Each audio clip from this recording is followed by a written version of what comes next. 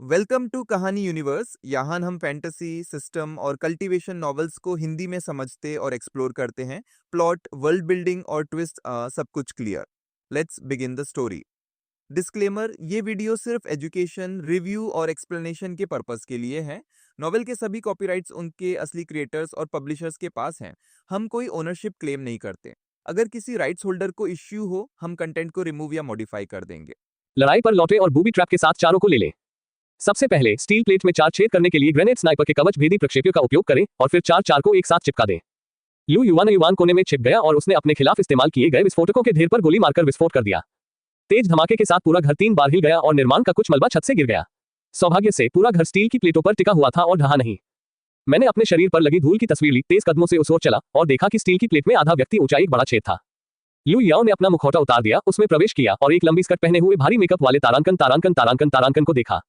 दोनों ने एक ही समय में कहा, तुम कौन हो? आप लू याओ झांगशिन हैं। लू याओ ने मूल रूप से सोचा था कि अब अपनी मजबूत भौहों और मजबूत शरीर के साथ वह निश्चित रूप से झांगशिन को डरा देगा। आखिरकार वह पहले से ही एक मरता हुआ व्यक्ति था जो हवा से उड़ गया था। अप्रत्याशित रूप से वह वास्तव में झांगशिन द्वारा अचंभित हो गया था। ध्यान की स्थिति में सभी 5 इंद्रियां पूरी तरह से खुल जाती है और प्रेरण की पूरी शक्ति के तहत लू याओ अचानक हंसे। हाँ, आपको खुद कैंसर है। बहुत अधिक अन्याय करने से आप खुद को मार डालेंगे। वह कई वर्षों से बीमारी से पीड़ित है और वह इस राज्य से बहुत परिचित है।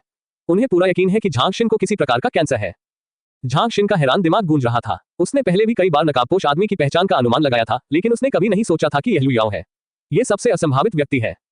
उसने अपना हाथ बढ़ाया और कांपते हुए इशारा किया, आपकी कैंसर कोशिकाएं आपके पूरे शरीर में फैल गई हैं। आपको बहुत पहले ही मर जाना चाहिए था। असंभव, बिल्कुल असंभव। बोलने के बाद उसने अपने कॉलर से एक क्रॉस निकाला और अपनी छाती पर एक क्रॉस बना दिया। लू याओ ने कंधे उचकाए, कुछ भी असंभव नहीं है। जब मैं अस्पताल के बिस्तर पर लेटा हुआ था तो मुझे एक मकड़ी ने काट लिया और फिर मुझे महाशक्तियां प्राप्त हो गईं। मैंने स्पाइडरमैन देखा। ओह, क्या ड्रग माफियाओं के पास अब भी फिल्में देखने का समय है। लू याओ इत्मीनान से झुक गया, जिससे झांगशिन को बार बार पीछे हटने के लिए मजबूर होना पड़ा जब तक कि वह दीवार से पीछे नहीं हट गया। तुम ऐसे कैसे हो गए? मुझे स्तन कैंसर है। हार्मोन थेरेपी के साथ लक्षित दवाएं इस प्रकार हैं। चचेरे भाई, तुम बहुत शक्तिशाली हो, मुझे जाने दो। देखो मैं अब कितना दुखी हूँ। जैसे ही झांगशिन ने लू याओ का ध्यान आकर्षित करने के लिए बात की, उसने अपनी आंख के कोने से फर्नीचर की छाया में छिपे सफेद बाघ पर नजर डाली। यह सफेद बाघ साइबेरियन बाघ है और इस साल 4 साल का हो गया है। उसकी आंखें खुलने से पहले ही झांगशिन ने उसे उठा लिया। बचपन से लेकर वयस्क होने तक वह हर दिन उनके साथ रहे। पेशेवर पशु प्रशिक्षकों के प्रशिक्षण के साथ पर्याप्त पोषण, 400 किलोग्राम तक वजन वाले जंगली समकक्षों की तुलना में बहुत अधिक मजबूत है। यह झांगशिन की रक्षा की सबसे भरोसेमंद अंतिम पंक्ति है। लू याओ ने दयालु मुस्कान दिखाए और कहा, रिश्तेदारों के रूप में तुम्हें जाने देना असंभव नहीं है, लेकिन इससे मेरे लिए क्या फायदा है? वह बकवास से भी भरा हुआ है। वह प्रश्न पूछने के अवसर की प्रतीक्षा कर रहा है जिसे वह सबसे अधिक जानना चाहता है। मैं तुम्हें पैसे दे सकता हूँ। मेरे पास पैसे खत्म नहीं हो सकते। इस कमरे में 2 टन नकदी और आधा टन सोना है। आप ये सब ले सकते हैं। मेरे लिए यह पर्याप्त नहीं है। झांगशिन दीवार पर इलेक्ट्रॉनिक स्क्रीन पर काम करने आया था। दीवार दोनों तरफ से हट गई, जिससे स्टार एलायंस बैंक नोट से भरा एक विशाल कमरा दिखाई देने लगा, जो 4 डबल बेड बनाने के लिए पर्याप्त था। वहां आधी मानव ऊंची सोने की ईंटें, रोशनी में चकाचौंध करने वाले लोग भी हैं। लू याओ ने मुस्कुराते हुए कहा, घर पर इतनी नकदी के साथ मोबाइल भुगतान मातृभूमि में लोकप्रिय हो गया है। जैसे ही उसने अपना ध्यान सोने की ओर लगाया, सफेद बाघ जो छाया में रेंग रहा था, हिल गया। बिल्लियां प्राकृतिक रूप से घात लगाने में माहिर होती हैं और साइबेरियाई बाघ अस्तित्व में सबसे बड़ी बिल्ली है। मैंने देखा कि वह उछल पड़ा और 400 किलोग्राम का वजन 10 मीटर की दूरी तक उड़ गया और उसी समय जोर से दहाड़ने लगा। यह एक अनियंत्रित ट्रक की तरह था जो सीटी बजा रहा हो और तीव्र गति से दुर्घटनाग्रस्त हो गया हो। सामान्य लोग या जानवर भयभीत हो जाएंगे और प्रतिक्रिया करने की क्षमता खो देंगे और फिर नुकीले दांतों और पंजों से उन्हें फाड़ दिया जाएगा। और लू याओ के चेहरे पर व्यंग्यात्मक भाव था, मानो उसके शरीर से गड़गड़ाहट की आवाज आ रही हो और फिर उसकी नाक से हम की आवाज आई और उसने अपना हाथ फेंक दिया और मुक्का मारा। इस मौके से हवा में विस्फोट हो गया और जोरदार आवाज हुई और वह झटका अचानक सफेद बाघ के बड़े सिर पर जा लगा। यह सिर लू याओ के पूरे धड़ से बड़ा था और इस मौके को खाने के बाद उसके चेहरे का आधा हिस्सा धंस गया था। www.bookspot.com सफेद बाघ कराते हुए उड़ गया और धमाके के साथ जमीन पर गिर गया। प्रोटीन अद्भुत चीजें हैं और उनकी संरचना, वह संरचना जिसमें पॉलीपेप्टाइड्स व्यवस्थित होते हैं, ताकत में भिन्न हो सकते हैं।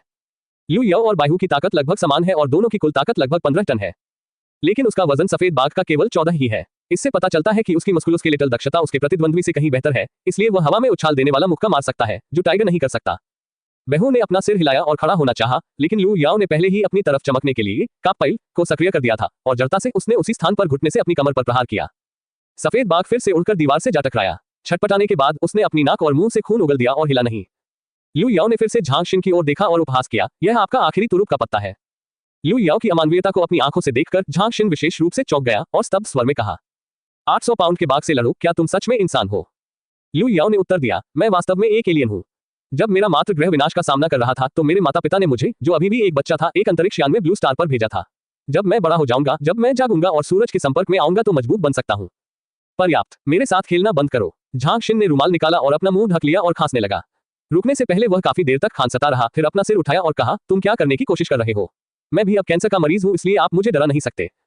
लू याओ ने मुस्कुराते हुए कहा, प्रिय चचेरे भाई, मुझे फ्रेम करने के लिए अपनी पुरानी वस्तुएं खरीदने की पूरी कहानी बताओ और मैं तुम्हें जीने का मौका दूंगा। झांग शिन ने पूछा, पहले जीवित रहने के लिए आपके पास किस तरह का मौका है? लू याओ ने अपनी कमर से 500 रिवॉल्वर निकाली और कहा, एक रिश्तेदार की खातिर मैं तुम्हें रूलेट खेलने का मौका दूंगा। इसे एक बार खेलो और यदि तुम बच गए तो मैं तुम्हें जाने दूंगा या मैं तुम्हारा सिर खराब कर दूंगा। एक चुने। अध्याय 119 पूर्ण फसल। लू याओ की आधी मुस्कुराहट भरी अभिव्यक्ति का सामना करते हुए झांग शिन के पास कोई विकल्प नहीं था, लेकिन उन्होंने उम्मीद नहीं छोड़ी है। एक संकट संकेत पहले भी जारी किया जा चुका है और कोई बचाव के लिए आएगा। झांग शिन ने अपनी लार निगल ली, गहरी सांस ली और कहा, 5 साल पहले मैं सर्दी की दवा खरीदने के लिए चीन वापस गया था। आप देख सकते हैं कि विचित्रता के कारण मैंने नौकरी छोड़ दी। मैंने अन्नान के माध्यम से देश से बाहर निकलने के लिए कड़ी मेहनत की। मुझे बहुत कष्ट सहना पड़ा, इसलिए मैं बदला लेना चाहता था। दरअसल मैं बचपन से ही आपसे ईर्ष्या करता रहा हूँ। आप अपने माता पिता की देखरेख में जीवन का आनंद क्यों ले सकते हैं और मैं केवल न्यूनतम जीवन यापन भत्ते के लिए आवेदन करके ही अपनी पढ़ाई पूरी कर सकता हूँ। सौभाग्य से भगवान ने मुझे पर्याप्त ज्ञान सीखने दिया। उस दिन मैंने एक चैरिटी नीलामी में प्राचीन वस्तुओं का एक गुच्छा खरीदा। मुझे ये कचरा बिल्कुल नहीं चाहिए, मुझे संचार और चेहरे के लिए पैसे खर्च करने होंगे। फिर मैं वह प्रतिभाशाली तरीका लेकर आया। मैंने एक रहस्यमयी पुरावशेष उठाया, उसे रेडियोधर्मी पदार्थों के साथ मिलाया और तुम्हें दे दिया। तुम्हें ये सचमुच पसंद आया? हाँ। जब झांग शिन ने आखिरी पैराग्राफ के बारे में बात की तो लू याओ ने उस पर अपना हाथ रखा और उसे अपनी पूरी ताकत से महसूस किया। उसकी सांस लेने, दिल की धड़कन, अंगों की क्रमाकुचन और चेहरे की सभी सूक्ष्म अभिव्यक्तियों की निगरानी की। सुनिश्चित करें कि वह सच बोल रहा है। लू याओ ने भौहें चढ़ाते हुए कहा, दूसरे शब्दों में आपने वह चीज गलती से खरीदी और गलती से मुझे दे दी। चैरिटी नीलामी कहाँ है? झांग शिन ने धीमी आवाज में कहा, मैं अभी भी पीएचडी के लिए अध्ययन कर रहा था, लॉस एंजल्स में। आप ये क्यों पूछ रहे हैं? इस समय वह पहले से ही देख सकता था कि लू याओ उसके द्वारा भेजे गए रेडियोधर्मी आभूषणों के स्रोत के बारे में बहुत चिंतित था और उसके दिल में कुछ अविश्वसनीय अनुमान थे। लू याओ ने मुस्कुराते हुए कहा, मैं तुम्हें ये जानना सिखाना चाहता हूँ, मैं आज जो हूँ वह तुम्हारे द्वारा दिए गए जहर के कारण है। ये वास्तव में एक अलौकिक शक्ति है जिसने मुझे सुपरमैन बना दिया। आपका बहुत बहुत धन्यवाद मेरे सबसे प्यारे चचेरे भाई, आपने मुझे एक बिल्कुल अलग परिदृश्य देखने दिया। यह असंभव है, ऐसा संयोग कैसे हो सकता है? ब्लू स्टार विज्ञान के बारे में है। हालांकि झांग शिन को पहले से ही पता था कि वह क्या जानता है, वह भावनात्मक रूप से पूरी तरह से अस्वीकार्य था। वह पैसे खोने वाला लड़का निकला और उसने व्यक्तिगत रूप से लोगों को सुनहरी उंगलियां दी।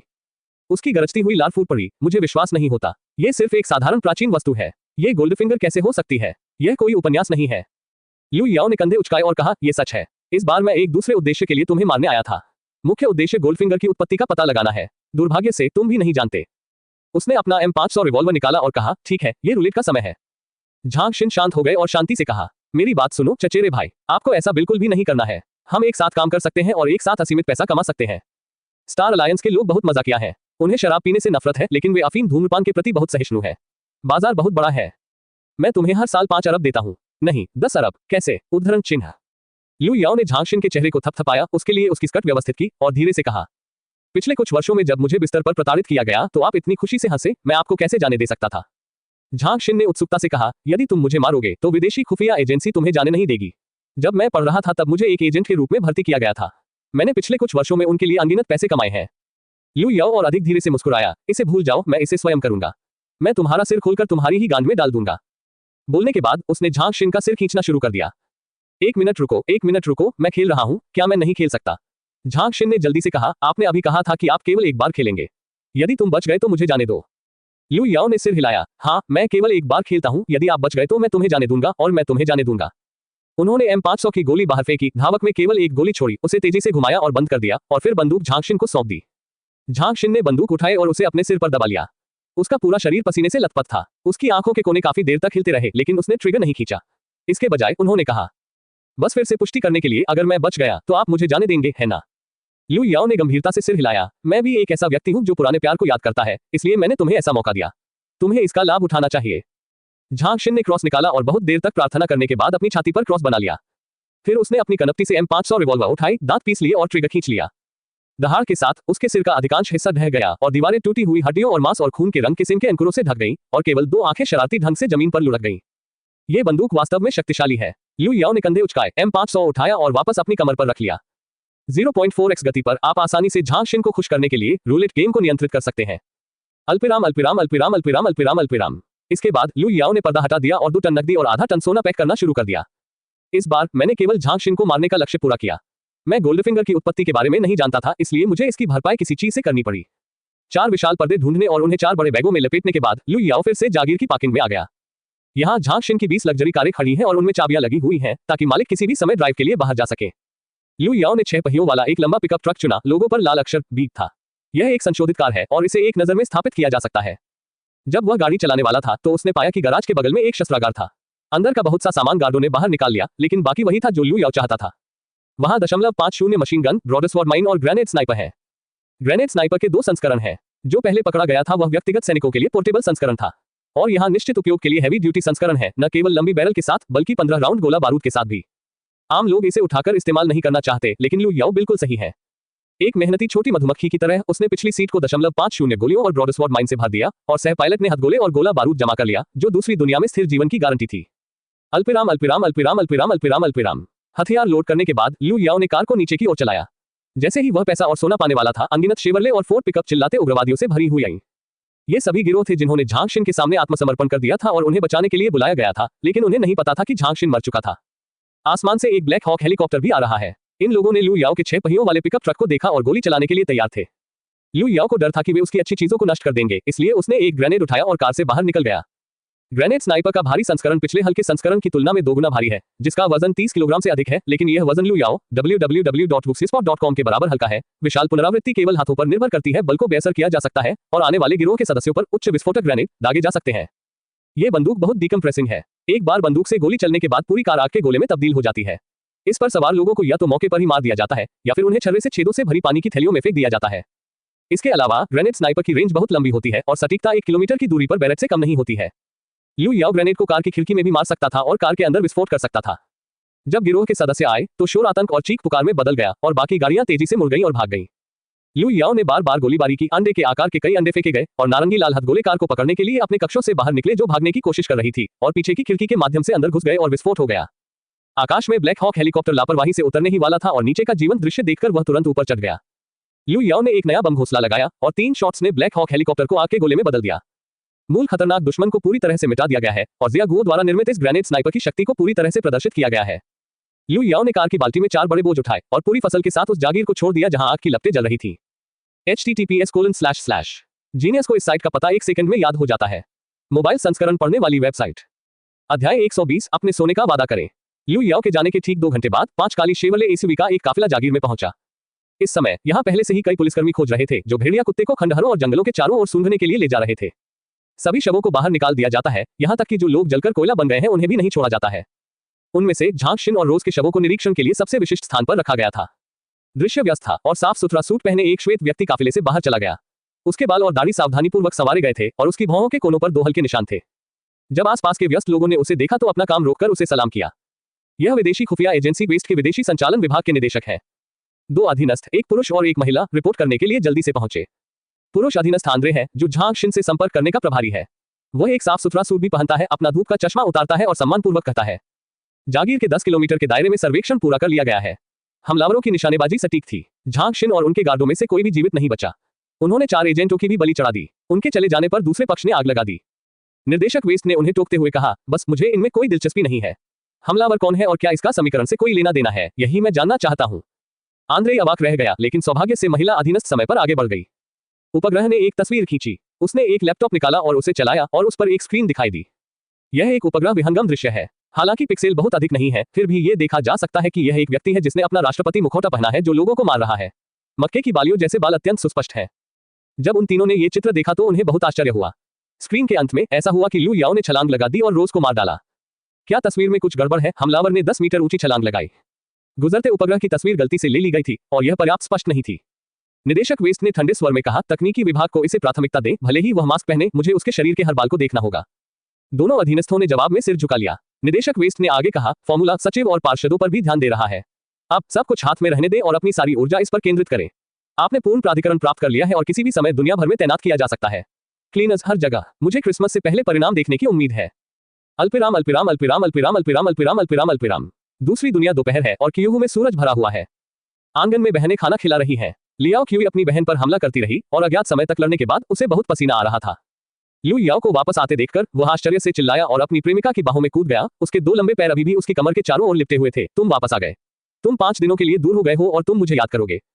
हमने कुछ व्यक्तिगत शिकायतों का निपटारा किया, लेकिन सौभाग्य से यह बहुत आसानी से हो गया। लू याओ ने युवा आभा से भरे लड़की के आड़ू नितंबों को सौंपा। लेकिन मैं बहुत सी चीजें लाया हूँ। गोदाम पर्याप्त नहीं है। लियाओ हां, जो किनारे पर खड़ी थी, ने आश्चर्यचकित होकर कहा, गोदाम में अभी भी बहुत जगह है। बात करते करते वह गोदाम में जांच करने आया और उसने गोला बारूद और 4 अजीब पैकेजों से भरा एक कमरा देखा। लू याओ की उत्पत्ति के बारे में लियाओ या की जिज्ञासा फिर से भड़क उठी। जूनियर ब्रदर रहस्यमय है और बहुत सारी अच्छी चीजें चुपचाप वापस ला सकता है। कुछ अच्छी चीजों में शब्द होते हैं और ऐसा लगता है कि वह जियागुओ नामक शक्तिशाली देश से आते हैं। लियाओ या की क्यूशुई जैसी आंखें जिज्ञासा से भरी थीं और वह मौके पर ही इसका परीक्षण करना चाहती थी। इस समय लियू याओ ने सीधे सोने में लिपटे पैकेज को बाहर निकाला और मुस्कुराते हुए कहा, वरिष्ठ बहन, ये वह सोना है जिसे मैंने आपके लिए लाने का वादा किया था। इसे अचानक खोला गया और एक पल में एक छोटा सा सुनहरा पहाड़ दिखाई दिया और कमरे में मौजूद सुनहरे लोग अपनी आंखें नहीं खोल सके। लियाओ या की आंखें मौके पर ही फैल गईं। उसने अपना मुंह खोला और अवाक होकर आधा टन सोने की ओर इशारा किया। इस वक्त उसके चेहरे पर सदमे के अलावा उसके 3 विचार पूरी तरह से टूट जाने के बाद नुकसान का भाव भी था। मास्टर लियाओ को नहीं पता कि वह कौन है या कहां है और वह अपने जीवन की दिशा भूल गया है।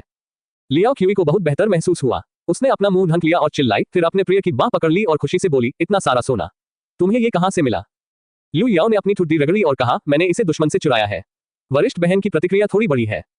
लियाओ क्यूई ने 2 सोने की ईंटें उठाई, उसे अपनी स्तब्ध बहन के सामने हिलाया और कहा, मास्टर लियाओ, आप जीवन में वापस आ गए हैं। क्या आप हमेशा मुझे शांत नहीं करते हैं? मैं इसे स्वयं क्यों नहीं कर सकता? ये देखकर कि उसकी बहन अभी भी स्तब्ध थी, लियाओ क्यूई ने उसके चेहरे पर सोने की ईंट से हल्के से थपथपाया और मास्टर लियाओ अंततः 2 पापा के बाद जीवन में वापस आ गया। नहीं, ये बहुत खतरनाक है, इसे कभी किसी को देखने न दें। लियाओ हां ने 2 बार दस्तक दी, पूरी गंभीरता से, और आदेश दिया, लियाओ क्यूई, चलो और हवा को जाने दो, और जो पास आएंगे उन्हें बिना दया के मार दिया जाएगा। जैसे ही उसने कहा, उसने एक फावड़ा निकाला, अपने कमरे में वापस भागी, अपना बिस्तर उठाया और खुदाई शुरू कर दी।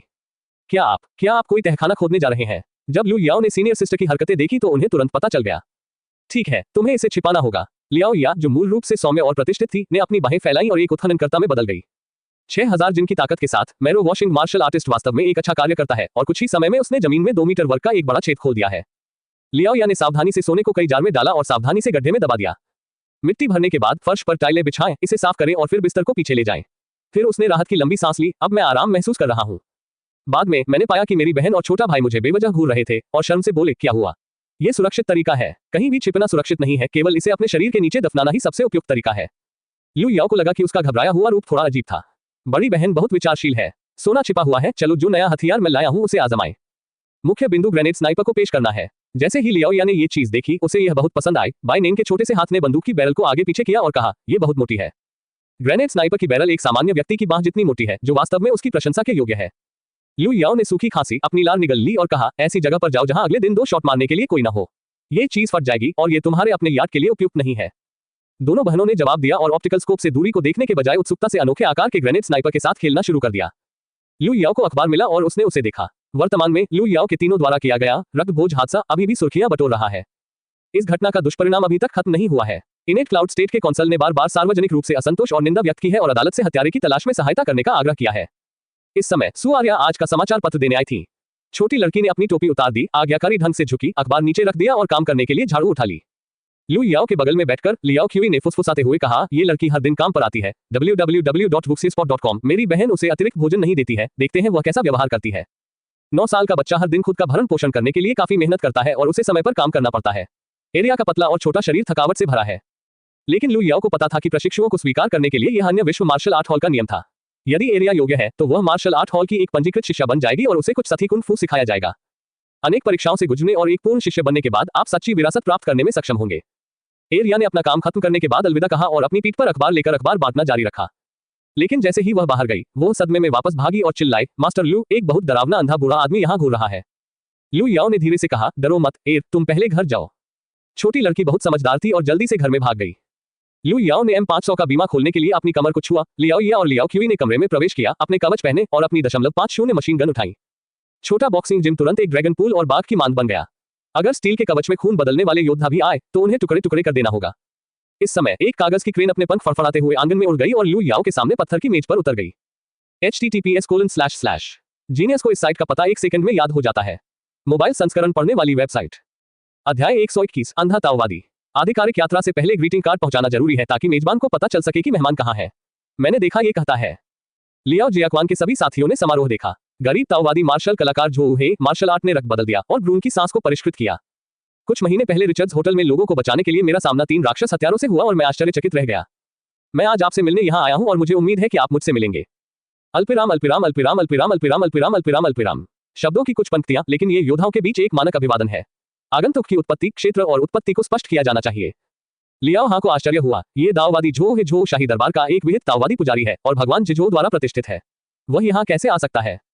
लू याओ भी दूसरी दुनिया के विशेषज्ञों के बारे में बहुत उत्सुक था, लेकिन वह अपने सुरक्षा कार्य में ढील नहीं दे सकता था, इसलिए उसने गंभीरता से कहा, चलो फिर मिलते हैं, आप दोनों घर में एक अवसर की प्रतीक्षा कर रहे हैं।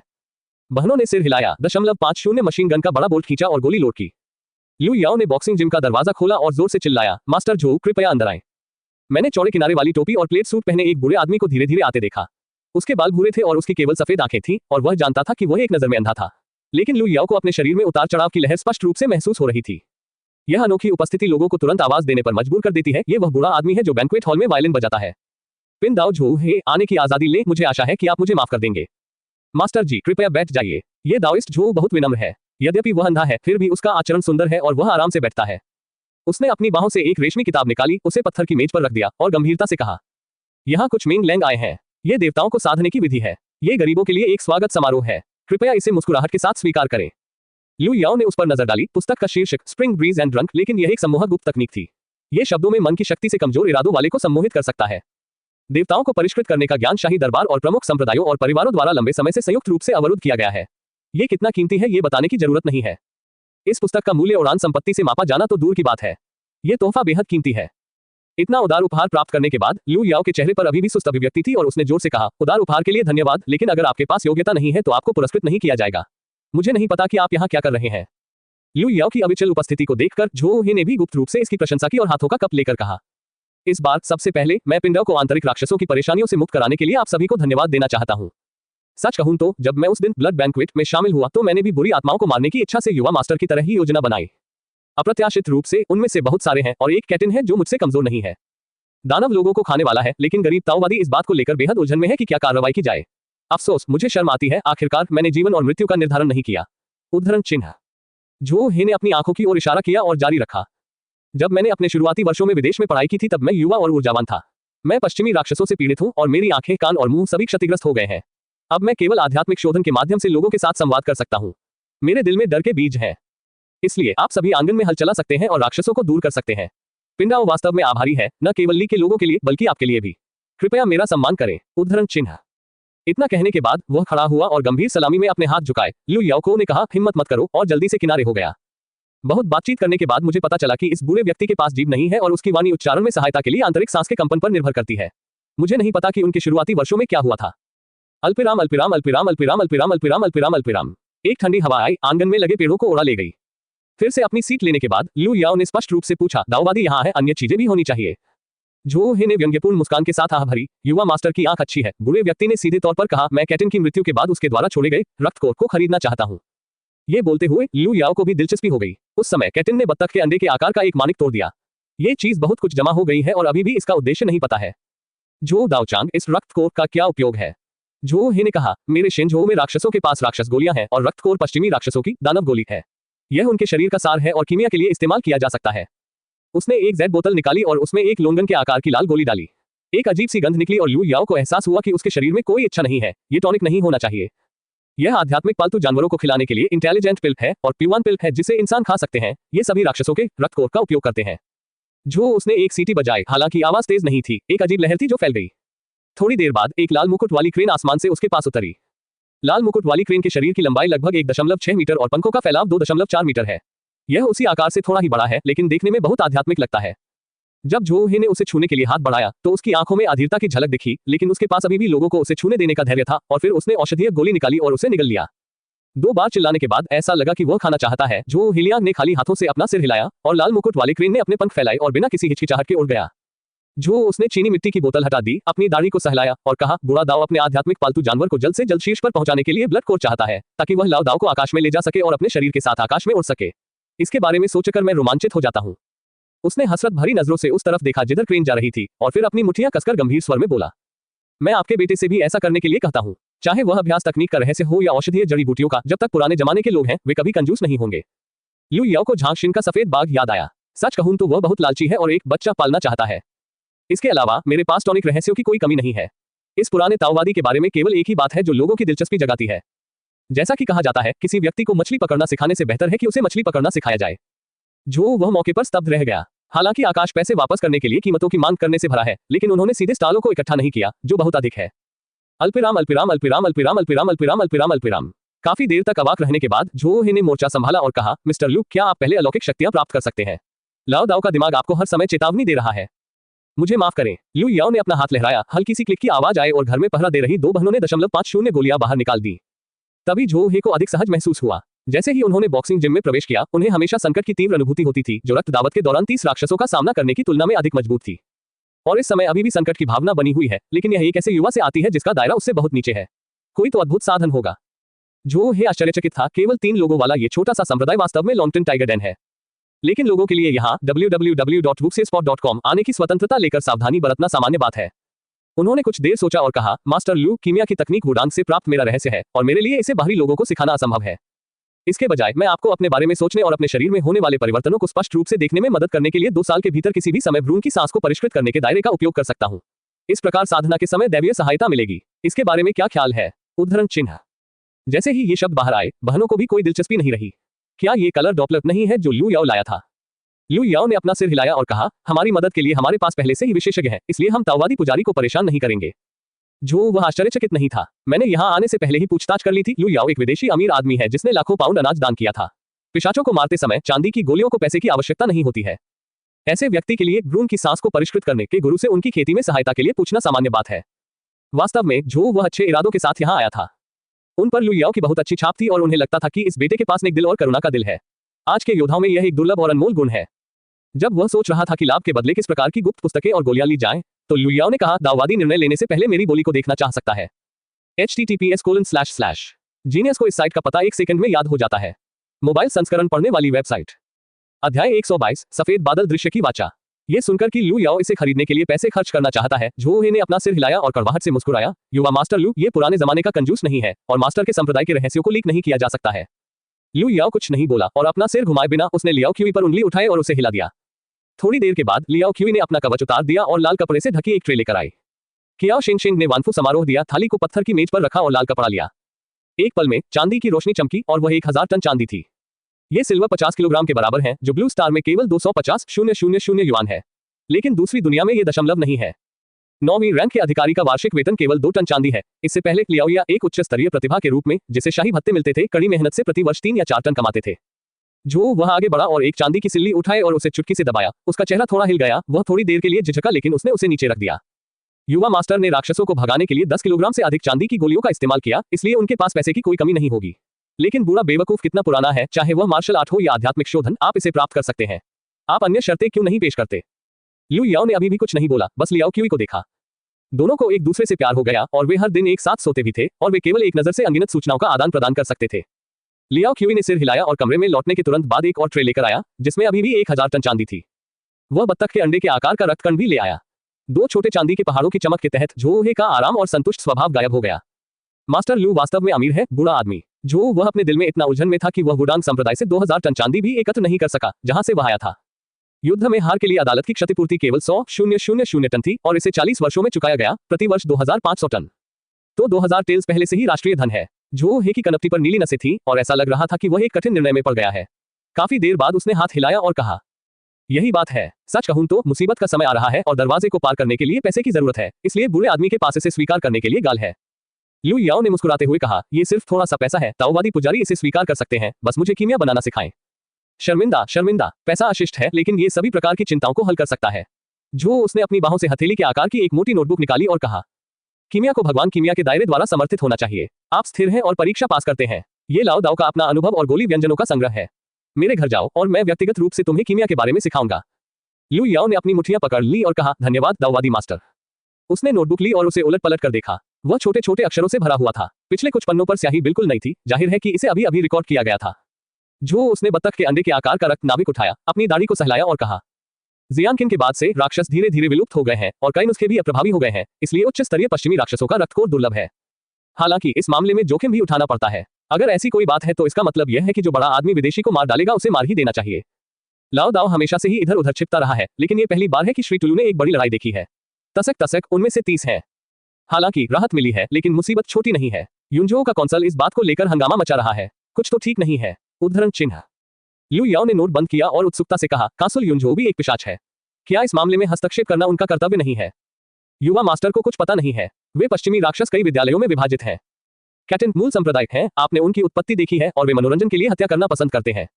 युनझो का कौंसल धर्मनिरपेक्ष स्कूल से संबंधित था। हालांकि यह अच्छी बात नहीं थी, फिर भी उसने शासन करने और गुलाम बनाने के लिए शक्ति और धन के उपयोग पर ध्यान दिया। दोनों गुट एक दूसरे से घृणा करते हैं और उनके लिए एक दूसरे से लड़ना असामान्य नहीं है। उद्धरण चिन्ह। झो हे ने आह भरते हुए कहा, अगर मैं गलत नहीं हूं तो ऐसा होना चाहिए कि इनिट ने एक बड़ा कदम उठाया है। लू याओ ने स्पष्ट रूप से कहा, आपका मतलब है कि अखबार ने क्या कहा, विदेशी आक्रमण करने के लिए महायान शिक्षाओं का लाभ उठाएंगे? झो उसने सिर हिलाया, ये सही है। पूर्व मिंग राजवंश भी आंतरिक और बाहरी कठिनाइयों में नष्ट हो गया।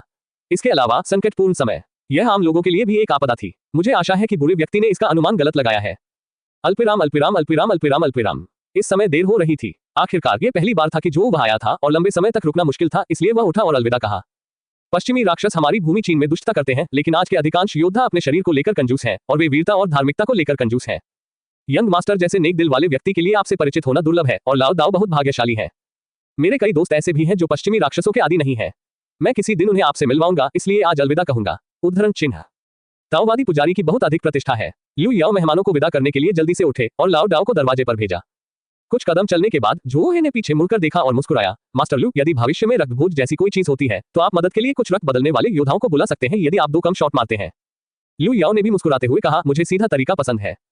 झो हे मुस्कुराया और अपना सिर हिलाया। बेयन द्वारा राक्षस को मारने के बाद ये खुद ही नष्ट हो जाएगा, जो बहुत बेकार है। मिस्टर लू, 7 दिनों में पुरानी ताओवादी हवेली में जाना मत भूलना। मैंने बैयुन मंदिर का नाम लंबे समय से सुना है और मैं नियुक्ति नहीं चूकूंगा। सू नदी के किनारे रहने वाले इस बैयुन मंदिर के बारे में पूरा युनझो जानता है। अल्पिराम अल्पिराम अल्पिराम अल्पिराम अल्पिराम अल्पिराम अल्पिराम अल्पिराम। बॉक्सिंग जिम में वापस दोनों बहनें इकट्ठा हुई।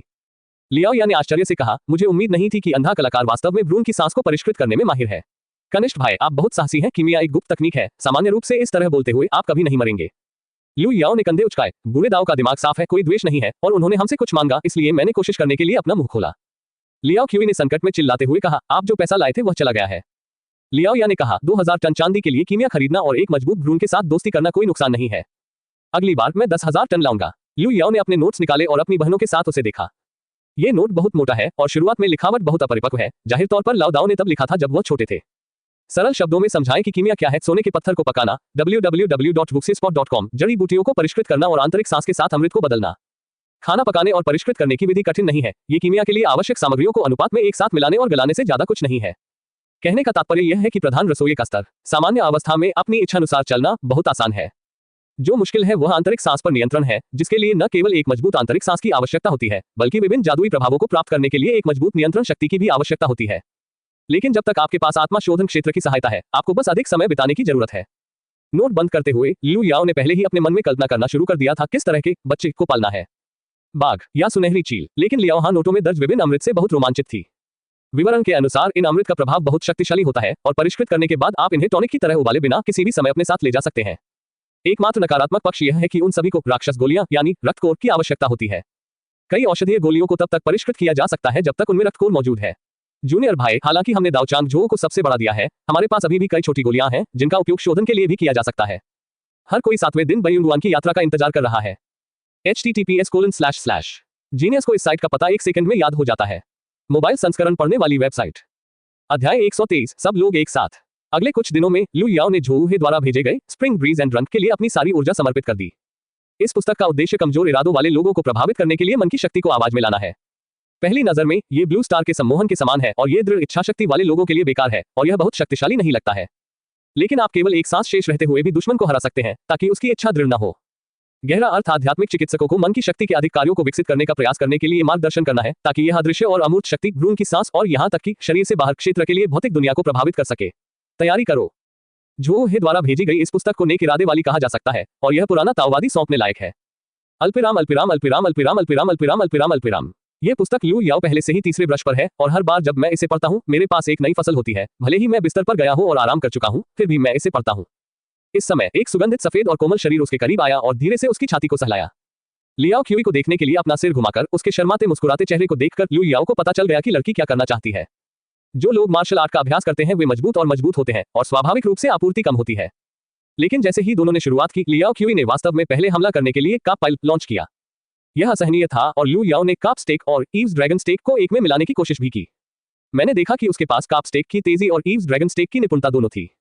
कुछ बार ऊपर नीचे पलटने के बाद लियाओ क्यूई अब इसका समर्थन नहीं कर सका। हालांकि उसकी नाक के सिरे के नीचे तौलिया बंद था और वह स्पष्ट रूप से नहीं देख पा रही थी, फिर भी लियू याओ ने गौर से देखा कि लड़की की पुतलियां फैली हुई थी और उसकी गोरी और नाजुक गर्दन पर नीली नसें उभरी हुई थी। लियू याओ को पता था कि वह जीतने वाला है। निश्चित रूप से लियाओ क्यूई को 1 मिनट से भी कम समय में वहां लकवा मार गया था और फिर उसने बहुत सारी आंतरिक सांसें ली। लियू याओ ने भी अपनी आंतरिक सांस को पीछे धकेलने के लिए प्रोत्साहित किया। दोनों की आंतरिक सांसें शत्रुतापूर्ण नहीं थी, बल्कि एक दूसरे के शरीर में विलीन और विलीन हो गई। एक बार फिर वह कुछ देर बैठे रहने और भूलने की स्थिति में आ गया। हालांकि यह केवल 2 या 3 सेकंड का था, इस बार यह बेहद स्पष्ट था।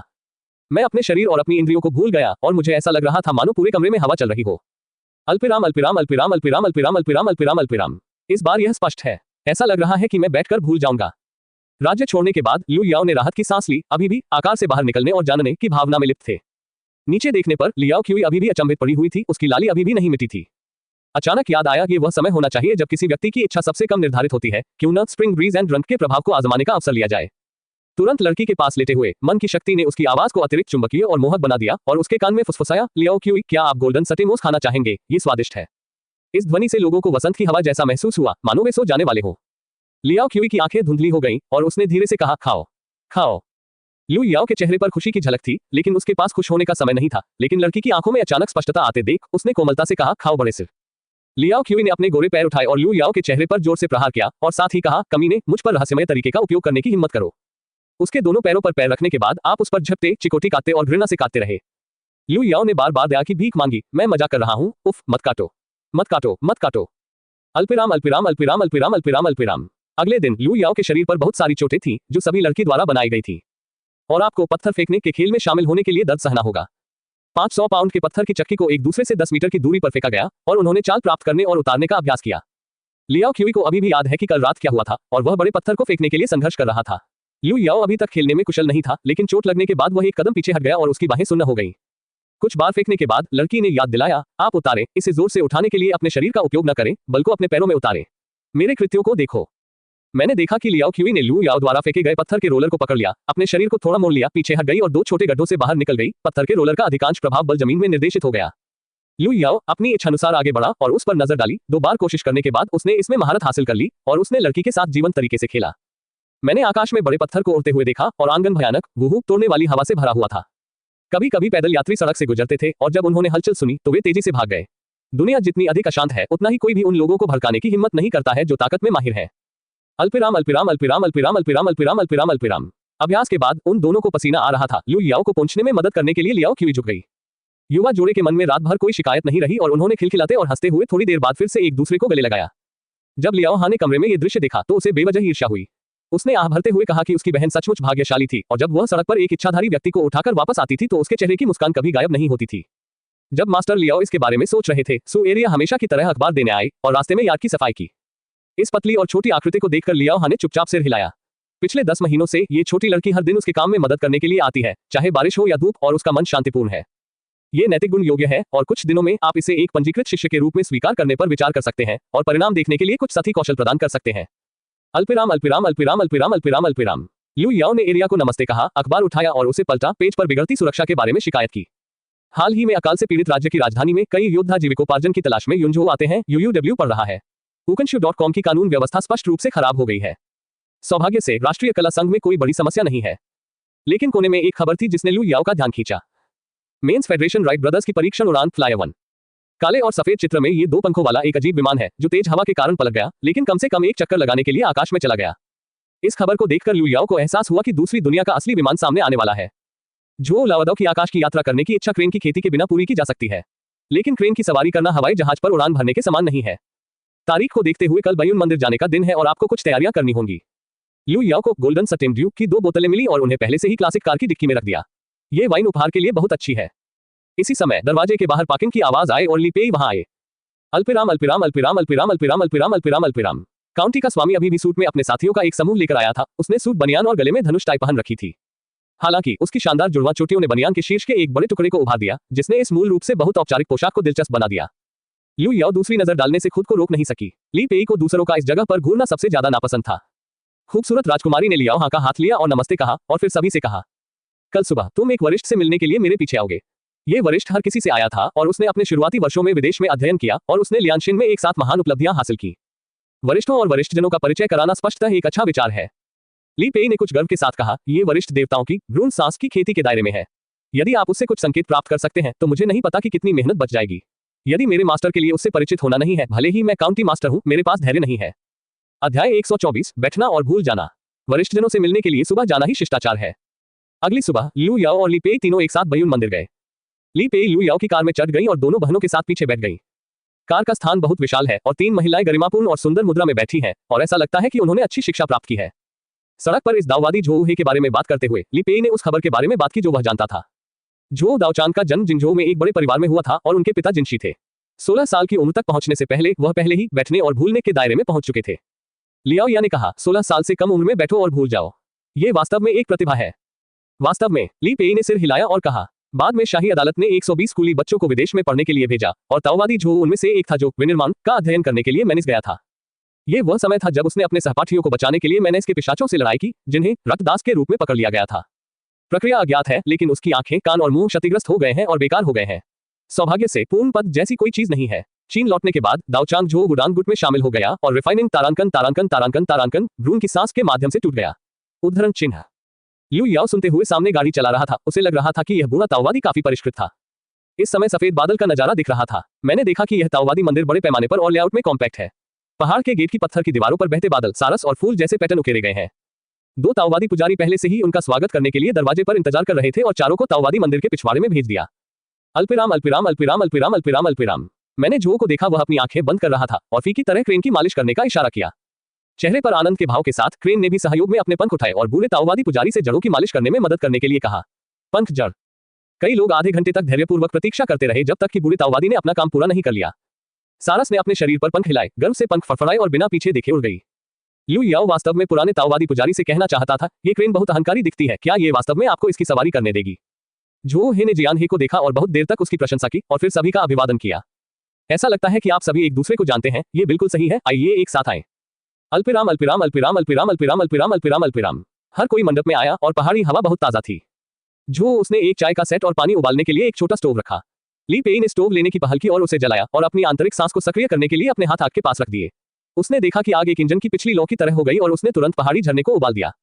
जब पानी ठंडा हो गया तो लियाओ क्यूई ने दिनचर्या के अनुसार सावधानी से चाय बनाई। कई लोग चाय का आनंद ले रहे थे और झोऊ हे ने ली पेई से कहा, क्या आपका मालिक ठीक है? मैंने उसे कुछ दिनों से नहीं देखा है। ली पेई ने सम्मानपूर्वक कहा, उसके बूढ़े आदमी के साथ सब कुछ ठीक है और वह हर दिन तलवार नृत्य करती है। झोऊ उसने सिर हिलाया, केवल उसकी सफेद आंखें भीड़ में घूम गईं। आज हर कोई पुराने ताओवादी को फा की शिक्षा देते हुए सुनने के लिए यहाँ आया है, लेकिन मुझे पहले एक बात कहनी है, भगवान को परिष्कृत करना बेहद कठिन है और कठिनाई यह है कि आगे बढ़ने का कोई रास्ता नहीं है। दुनिया के बारे में हर किसी की अनुभूति अलग अलग होती है और उत्पन्न होने वाली संज्ञानात्मक बाधाएं भी बहुत अलग होती हैं। कुछ लोग जीवन और मृत्यु को हल नहीं कर सकते, कुछ लोग प्यार को जाने नहीं दे सकते और लाल धूल लोगों के दिलों को पीस देती है। अतः तुम केवल वही सुन सकते हो जो मैं कहता हूं, परंतु उस पर विश्वास मत करो। आपको अपने रास्ते पर चलना होगा, अन्यथा आपको जीवन भर प्रगति करने में कठिनाई होगी। उद्धरण चिन्ह। चारों लू याओ ने तुरंत प्रतिक्रिया में सिर हिलाया। अल्पिराम अल्पिराम अल्पिराम अल्पिराम अल्पिराम अल्पिराम। झोऊ हे ने चाय का एक घूंट लिया और स्पष्ट सच्चाई के बारे में बात की। आप सभी समाधि में प्रवेश कर चुके हैं और अगला कदम बैठना और भूलना है। आप में से जो लोग बैठे हैं और भूल रहे हैं, आप जो सोचते हैं वह आपको मिलता है और आप जो सोचते हैं उसके बारे में भूल जाते हैं। भूलने की स्थिति शरीर और मन के साथ सही रास्ते की तलाश करना है, न कि किसी प्रकार की आत्ममुग्धता या संज्ञाहरण। बिना देखे रास्ते पर चलो। भूलना जरूरी नहीं कि बुरी बात हो, याद रखना जरूरी नहीं कि अच्छी बात हो, जो आपको अच्छा लगे वही सबसे अच्छा है। उद्धरण चिन्ह। इन शब्दों को सुनने के बाद कई लोग चिंतन में पड़ गए और प्रत्येक के अपने अपने लाभ थे। झोऊ हे ने बोलना जारी नहीं रखा, लेकिन इन युवाओं को सोचने के लिए पर्याप्त समय दिया। स्पीकिंग द फा की परंपरा के अनुसार ये प्रतीत होने वाली समझ से बाहर की टिप्पणियां केवल प्रारंभिक टिप्पणियां हैं और असली सूखी वस्तुएं पीछे हैं। ये देखकर कि कई युवाओं की आंखें धीरे धीरे स्पष्टता में लौट आईं, झोऊ वह फिर से बोलने वाला था, लेकिन अचानक एहसास हुआ कि लू याओ की स्थिति बहुत गलत थी। ये युवक वहां स्पष्ट रूप से बैठा था, लेकिन उसे इसका आभास नहीं हो सका। उसे देखने के लिए उसे ध्यान से देखना पड़ा। ली पेई की 3 बेटियों ने भी देखा कि उनमें बोलने की हिम्मत नहीं थी और उनकी खूबसूरत आंखें आश्चर्य से भरी थीं। विशेष रूप से ली पेई के दिल में एक बेहद अविश्वसनीय अनुमान था, ये छोटी लड़की आराम से बैठेगी और भूल जाएगी। कोई कारण नहीं है, वह आराम से कैसे बैठ सकता है और भूल सकता है। इस समय लू याओ को बहुत अजीब लगा। वह अपना अस्तित्व ही भूल गया। उसे केवल यह महसूस हुआ कि पूरा व्यक्तित्व लगातार ऊपर उठ रहा था, मानो वह हवा के साथ उड़ गया हो। चीजों को देखने का नजरिया भी तीसरा व्यक्ति बन गया है। झोऊ हे महान सत्य की बात सुनने के बाद उसे अचानक कुछ एहसास हुआ, जैसे कि उसके दिमाग में कुछ टूट गया हो और वह स्वाभाविक रूप से इस अवस्था में प्रवेश कर गया। इस समय वो बहनों की खुशी और उत्साहित अभिव्यक्तियां स्पष्ट रूप से देख सकता था, साथ ही ली पेई की तेज सांसें भी देख सकता था। ये स्थिति धीरे धीरे कम होने से पहले 10 सेकंड से अधिक समय तक चली। www.bookspot.com। लू याओ उत्साह से उठे और झोऊ हे पर अपनी मुट्ठी पकड़ ली और कहा, आपकी सलाह के लिए धन्यवाद। जो वह थोड़ा अवाक है, उसने अभी तक असली सूखा माल नहीं बताया है। छोटे दोस्त को सफलता हासिल करनी चाहिए थी और मैं सही समय पर था। ताओवादी पुजारी बहुत विनम्र होते हैं। लू याओ ने अपना आभार व्यक्त करने के लिए फिर से लियाओ क्यूई के सामने हाथ झुकाया और लड़की का सुंदर चेहरा लाल हो गया। ली पेई का सिर प्रश्नचिन्हों से भरा है। अल्पिराम अल्पिराम अल्पिराम अल्पिराम अल्पिराम अल्पिराम अल्पिराम अल्पिराम। आपके छोटे दोस्त को इस क्षेत्र में आगे बढ़ने और साथ मिलकर ईश्वर को परिष्कृत करने में एक बड़ा कदम उठाने के लिए बधाई। जो वह खड़ा हुआ और झुका, फिर कहा, पिंडाओ अपने शुरुआती वर्षों में विदेश में रहा और वह जानवांगजिंग के बारे में सावधानीपूर्वक बात करने के लिए एक नए तरीके का उपयोग करेगा। जो हे ने वाकपटुता से बात की, इस क्षेत्र की सबसे बड़ी विशेषता या लाभ यह है कि लोगों की प्रतिक्रिया की गति बहुत बढ़ गई है। एक सामान्य व्यक्ति के दिमाग को आदेश जारी करने और शरीर को प्रतिक्रिया देने में 0.2 सेकंड से अधिक समय लगता है और यहां तक कि एक मार्शल आर्टिस्ट को भी 0.1 सेकंड का समय लगता है। दूसरी ओर बैठे रहना और भूल जाना अलग बात है। आत्मा को शरीर में एकीकृत करने में केवल 0.03 सेकंड लगते हैं, जो 3 गुना तेज है। इसके साथ ही 5 इंद्रियां रक्त परिसंचरण और आंतरिक सांस को नियंत्रित करने में अधिक संवेदनशील और अधिक सटीक होती हैं और यहां तक कि आने वाले गोले आदि को भी सटीक रूप से समझ सकती हैं। आपको अभी भी इसे स्वयं अनुभव करने की आवश्यकता है। उद्धरण चिन्ह। लाओ दाओ ने बहुत सावधानी से बात की। लू याओ ने बार बार अपनी मुट्ठी पकड़ ली और उसे धन्यवाद दिया और फिर उत्साह और उत्सुकता से आंतरिक सांस को अपने शरीर में लचीले ढंग से प्रवाहित करने के लिए हेरफेर किया। मूल आंतरिक सांस को बम्पर कार की तरह नियंत्रित किया गया था और सावधान न रहने पर यह अपने आप दुर्घटनाग्रस्त हो गई। अब यह अति तीव्र प्रतिक्रिया गति वाली एक स्पोर्ट्स कार बन गई है, मानो हाथ इसे कह रहा हो कि वह जहां जाना चाहता है वहां जाए। दोनों बहनें बहुत खुश हुई जब उन्होंने अपने छोटे भाई को आगे बढ़ते देखा, जबकि ली पेई असंतोष से भरे हुए थे और वह वास्तव में देवताओं को परिष्कृत करने की प्रक्रिया में इस छोटे रंग के भ्रूण से आगे निकल गया था। लेकिन उसने तुरंत अपनी अभिव्यक्ति पर नियंत्रण कर लिया। अपने दिल में सोचा, यह व्यक्ति पहले से ही एक सुपर क्लास प्रतिभा है, उसे बैग में कैसे शामिल किया जा सकता है। अल्पिराम अल्पिराम अल्पिराम अल्पिराम अल्पिराम अल्पिराम अल्पिराम अल्पिराम। ये देखते हुए कि युवाओं को अब सुनने में कोई दिलचस्पी नहीं है, जो हे ने बस इस पिता व्याख्यान की सूखी बात कही। खंड 2 अध्याय 1:7 अंक। म्यूज इमरान ने थोड़ी देर रुकने के बाद बाइफैंग मेन बॉलरूम छोड़ दिया। जाने से पहले उसने अभी भी रहस्यमय होने का नाटक किया और एक वाक्य छोड़ा, आज दोपहर 11 बजे मैं तुम्हें वांग्यू एक्सुआन डोफू टी हाउस में देखूंगा। अरे ये छोटा लड़का। लड़की। लिन कुन ने म्यूज इमरान के आकर्षक प्रस्थान के पीछे देखा, पीछे मुड़कर जियांग येली से कहा, ये छोटी लड़की अभी भी मेरे साथ क्विज खेल रही है। जियांग येली ने थोड़ा मुस्कुराते हुए कहा, उन्होंने आपके साथ प्रश्नोत्तरी नहीं खेली, उन्होंने स्पष्ट रूप से बात की। क्या आपने ये नहीं सोचा कि बड़ा आदमी कौन है? लिन कुन ने कहा, ऐसा नहीं है कि मुझे इसकी उम्मीद नहीं थी, लेकिन मैं अनुमान नहीं लगा सका कि यह कहां से आया। जियांग येली ने कहा, ठीक है, ज्यादा जटिल मत सोचो, कोई दुर्भावनापूर्ण इरादे नहीं होने चाहिए। लिन कुन ने कहा, यह सही है, मैंने माओ कबीले को नाराज नहीं किया और मैंने उनके हितों को नुकसान नहीं पहुंचाया। भले ही वह वास्तव में दुर्भावनापूर्ण हो, मैं उससे नहीं लड़ सकता। जियांग येली ने मुस्कुराते हुए कहा, आप जानते हैं कि कैसे लड़ना है। अब चीन हांगकांग बाजार में कौन आपसे लड़ने की हिम्मत करता है? ये भोजन और समर्थन से भरा होना चाहिए, ये सोचकर कि मैं रहने के लिए बहुत आरामदायक हूँ। लिन कुन ने कहा, मैं बहुत डरावना हूँ। जियांग येली ने मुस्कुराते हुए कहा, आप क्या सोचते हैं? ओह हाँ, आज कार्मिक विभाग मेरे लिए कुछ बायोडेटा लेकर आया, उनमें से एक लड़की भी है, आपको दिलचस्पी होनी चाहिए। लिन कुन ने कहा, ये कौन है? जियांग येली ने कहा, रिज्यूमे मेरे कार्यालय में है, आइए इसके बारे में बात करें और फिर हम प्रमुख और कनिष्ठ पर चर्चा करेंगे। बाई ने एक साथ फोन किया और हमने पहले एक छोटी बैठक की। जियांग येली के कार्यालय में लिन कुन सोफे पर बैठा था, उसके हाथ में एक बायोडेटा था। बायोडेटा पर एक शुद्ध और सुंदर फोटो चिपका हुआ था, जिस पर हस्ताक्षर थे सू जियाओमन। नौकरी के शीर्षक के कॉलम में बारटेंडर मैनेजर, ग्राहक सेवा प्रबंधक, आउटरीच मैनेजर लिखा है। फिर पिछले कार्य अनुभव के कॉलम में लिखा है कि सैनफा ट्रैवल कंपनी लिमिटेड के आंतरिक स्टाफ ने आधे साल तक काम किया है। लिन कुन को बार के काम में श्रम के विशिष्ट विभाजन के बारे में ज्यादा जानकारी नहीं है, लेकिन उसके पास अभी भी बुनियादी सामान्य ज्ञान है। इस छोटी लड़की के पास बैक ऑफिस कार्य का केवल आधा वर्ष का अनुभव है और वह प्रबंधक की स्थिति को चुनौती देने वाली है, जो कुछ ज्यादा ही आत्मनिर्भर है। लिन कुन ने अपना बायोडेटा नीचे रखा, जियांग येली की ओर देखा और कहा, सिस्टर जियांग, आपका क्या मतलब है? जियांग येली ने मुस्कुराते हुए कहा, आप पर छोटी लड़की का एहसान है, मैंने पहले ही किसी से जांच करने के लिए कहा है। इस छोटी लड़की के चाचा विकास क्षेत्र से हैं। बियान में पुलिस स्टेशन के उपप्रमुख मध्यम आयु वर्ग के पुलिस अधिकारी हैं, जिन्होंने पिछली बार सैनफा कंपनी में आपकी मदद की थी। मैंने व्यक्तिगत रूप से इस छोटी लड़की का साक्षात्कार लिया और उसने कहा कि वह आपको जानती है, इसलिए मैंने उस पर विशेष ध्यान दिया। कार्य अनुभव के साथ मैं बिल्कुल भी प्रबंधक नहीं बन सकता, चाहे कार्यात्मक प्रबंधक कोई भी विभाग हो, लेकिन छोटी लड़की ने कहा कि आपने उस पर एहसान किया है और इसके कारण उसे अपनी नौकरी भी खोनी पड़ी, इसलिए आपको दूसरों को मुआवजा देना होगा। लिन कुन ने पलकें झपकाईं। उसने 2 बार देखा और भ्रमित भाव से कहा, मैं स्वीकार करती हूँ कि मुझ पर उसका एहसान है, लेकिन मैंने कहा कि मैंने उसकी नौकरी खो दी, तो ये कहां से आया?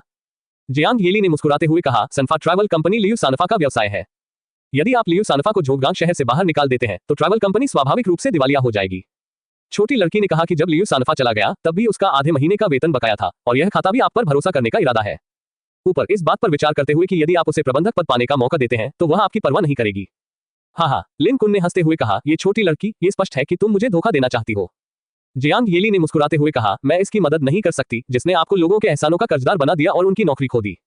यदि आप चाहते हैं कि मैं सोचूं कि उसे एक प्रबंधक देना बेहतर है, तो मैं यहाँ एक अनुभवी व्यक्ति ढूंढ सकता हूँ। अगर कोई उसे ले जाता है, तो क्या होगा अगर छोटी लड़की वह सामग्री है? लिन कुन ने कहा, आप उसे किस तरह का मैनेजर बनाना चाहते हैं? जियांग येली ने कहा, मैं देख रहा हूं कि वह छोटी लड़की उत्कृष्ट है, आप उसे पहले बारटेंडर क्यों नहीं बनने देते?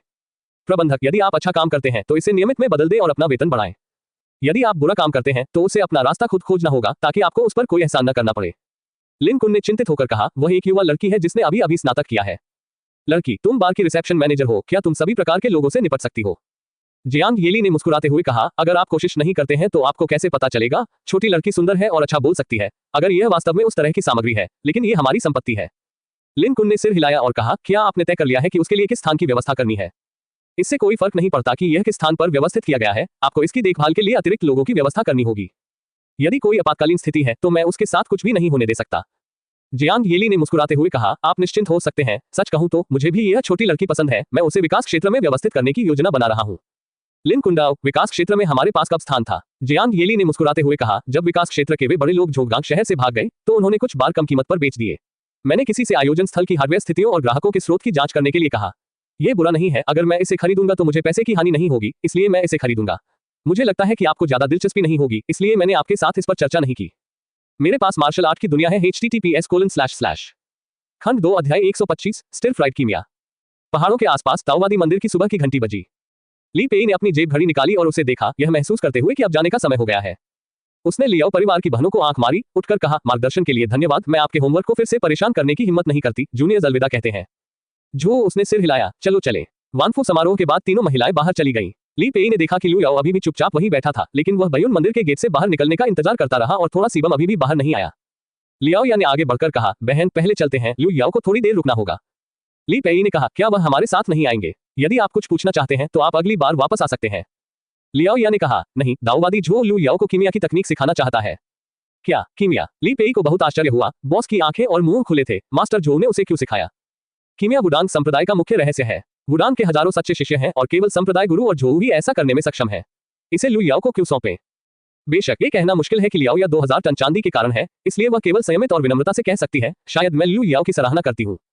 ली पेई को तुरंत एहसास हुआ कि यह सच था और जल्दी से शांत हो गए और मुस्कुराते हुए कहा, तो फिर मेरी कार ले लो और पहले जाओ। एक बार बाहर आना दुर्लभ है और हम बस टहलने निकल पड़े। चलो रात के खाने के लिए सिहले चले। मूल कार को लू याओ के पास छोड़कर तीनों महिलाएं ली पेई की कार में बैठी और चली गईं। ली पेई की सतह शांत और शांत है, लेकिन उसके दिल में एक चौंकाने वाली लहर पैदा हो गई है। कीमिया और कीमिया के अलावा मुझे इस व्यक्ति को प्राप्त करना होगा। अब मैं केवल इतना जानता हूं कि वह कामुक है, लेकिन अगर मैं उसे एक महिला दूंगा तो मैं निश्चित रूप से लियाओ बहनों को नाराज कर दूंगा। अरे मुझे क्या करना चाहिए? अल्पिराम अल्पिराम अल्पिराम अल्पिराम अल्पिराम अल्पिराम अल्पिराम अल्पिराम। जो वह लू याओ को कीमिया कक्ष में ले गया। कीमिया कक्ष का लेआउट लू याओ की कल्पना से थोड़ा अलग था।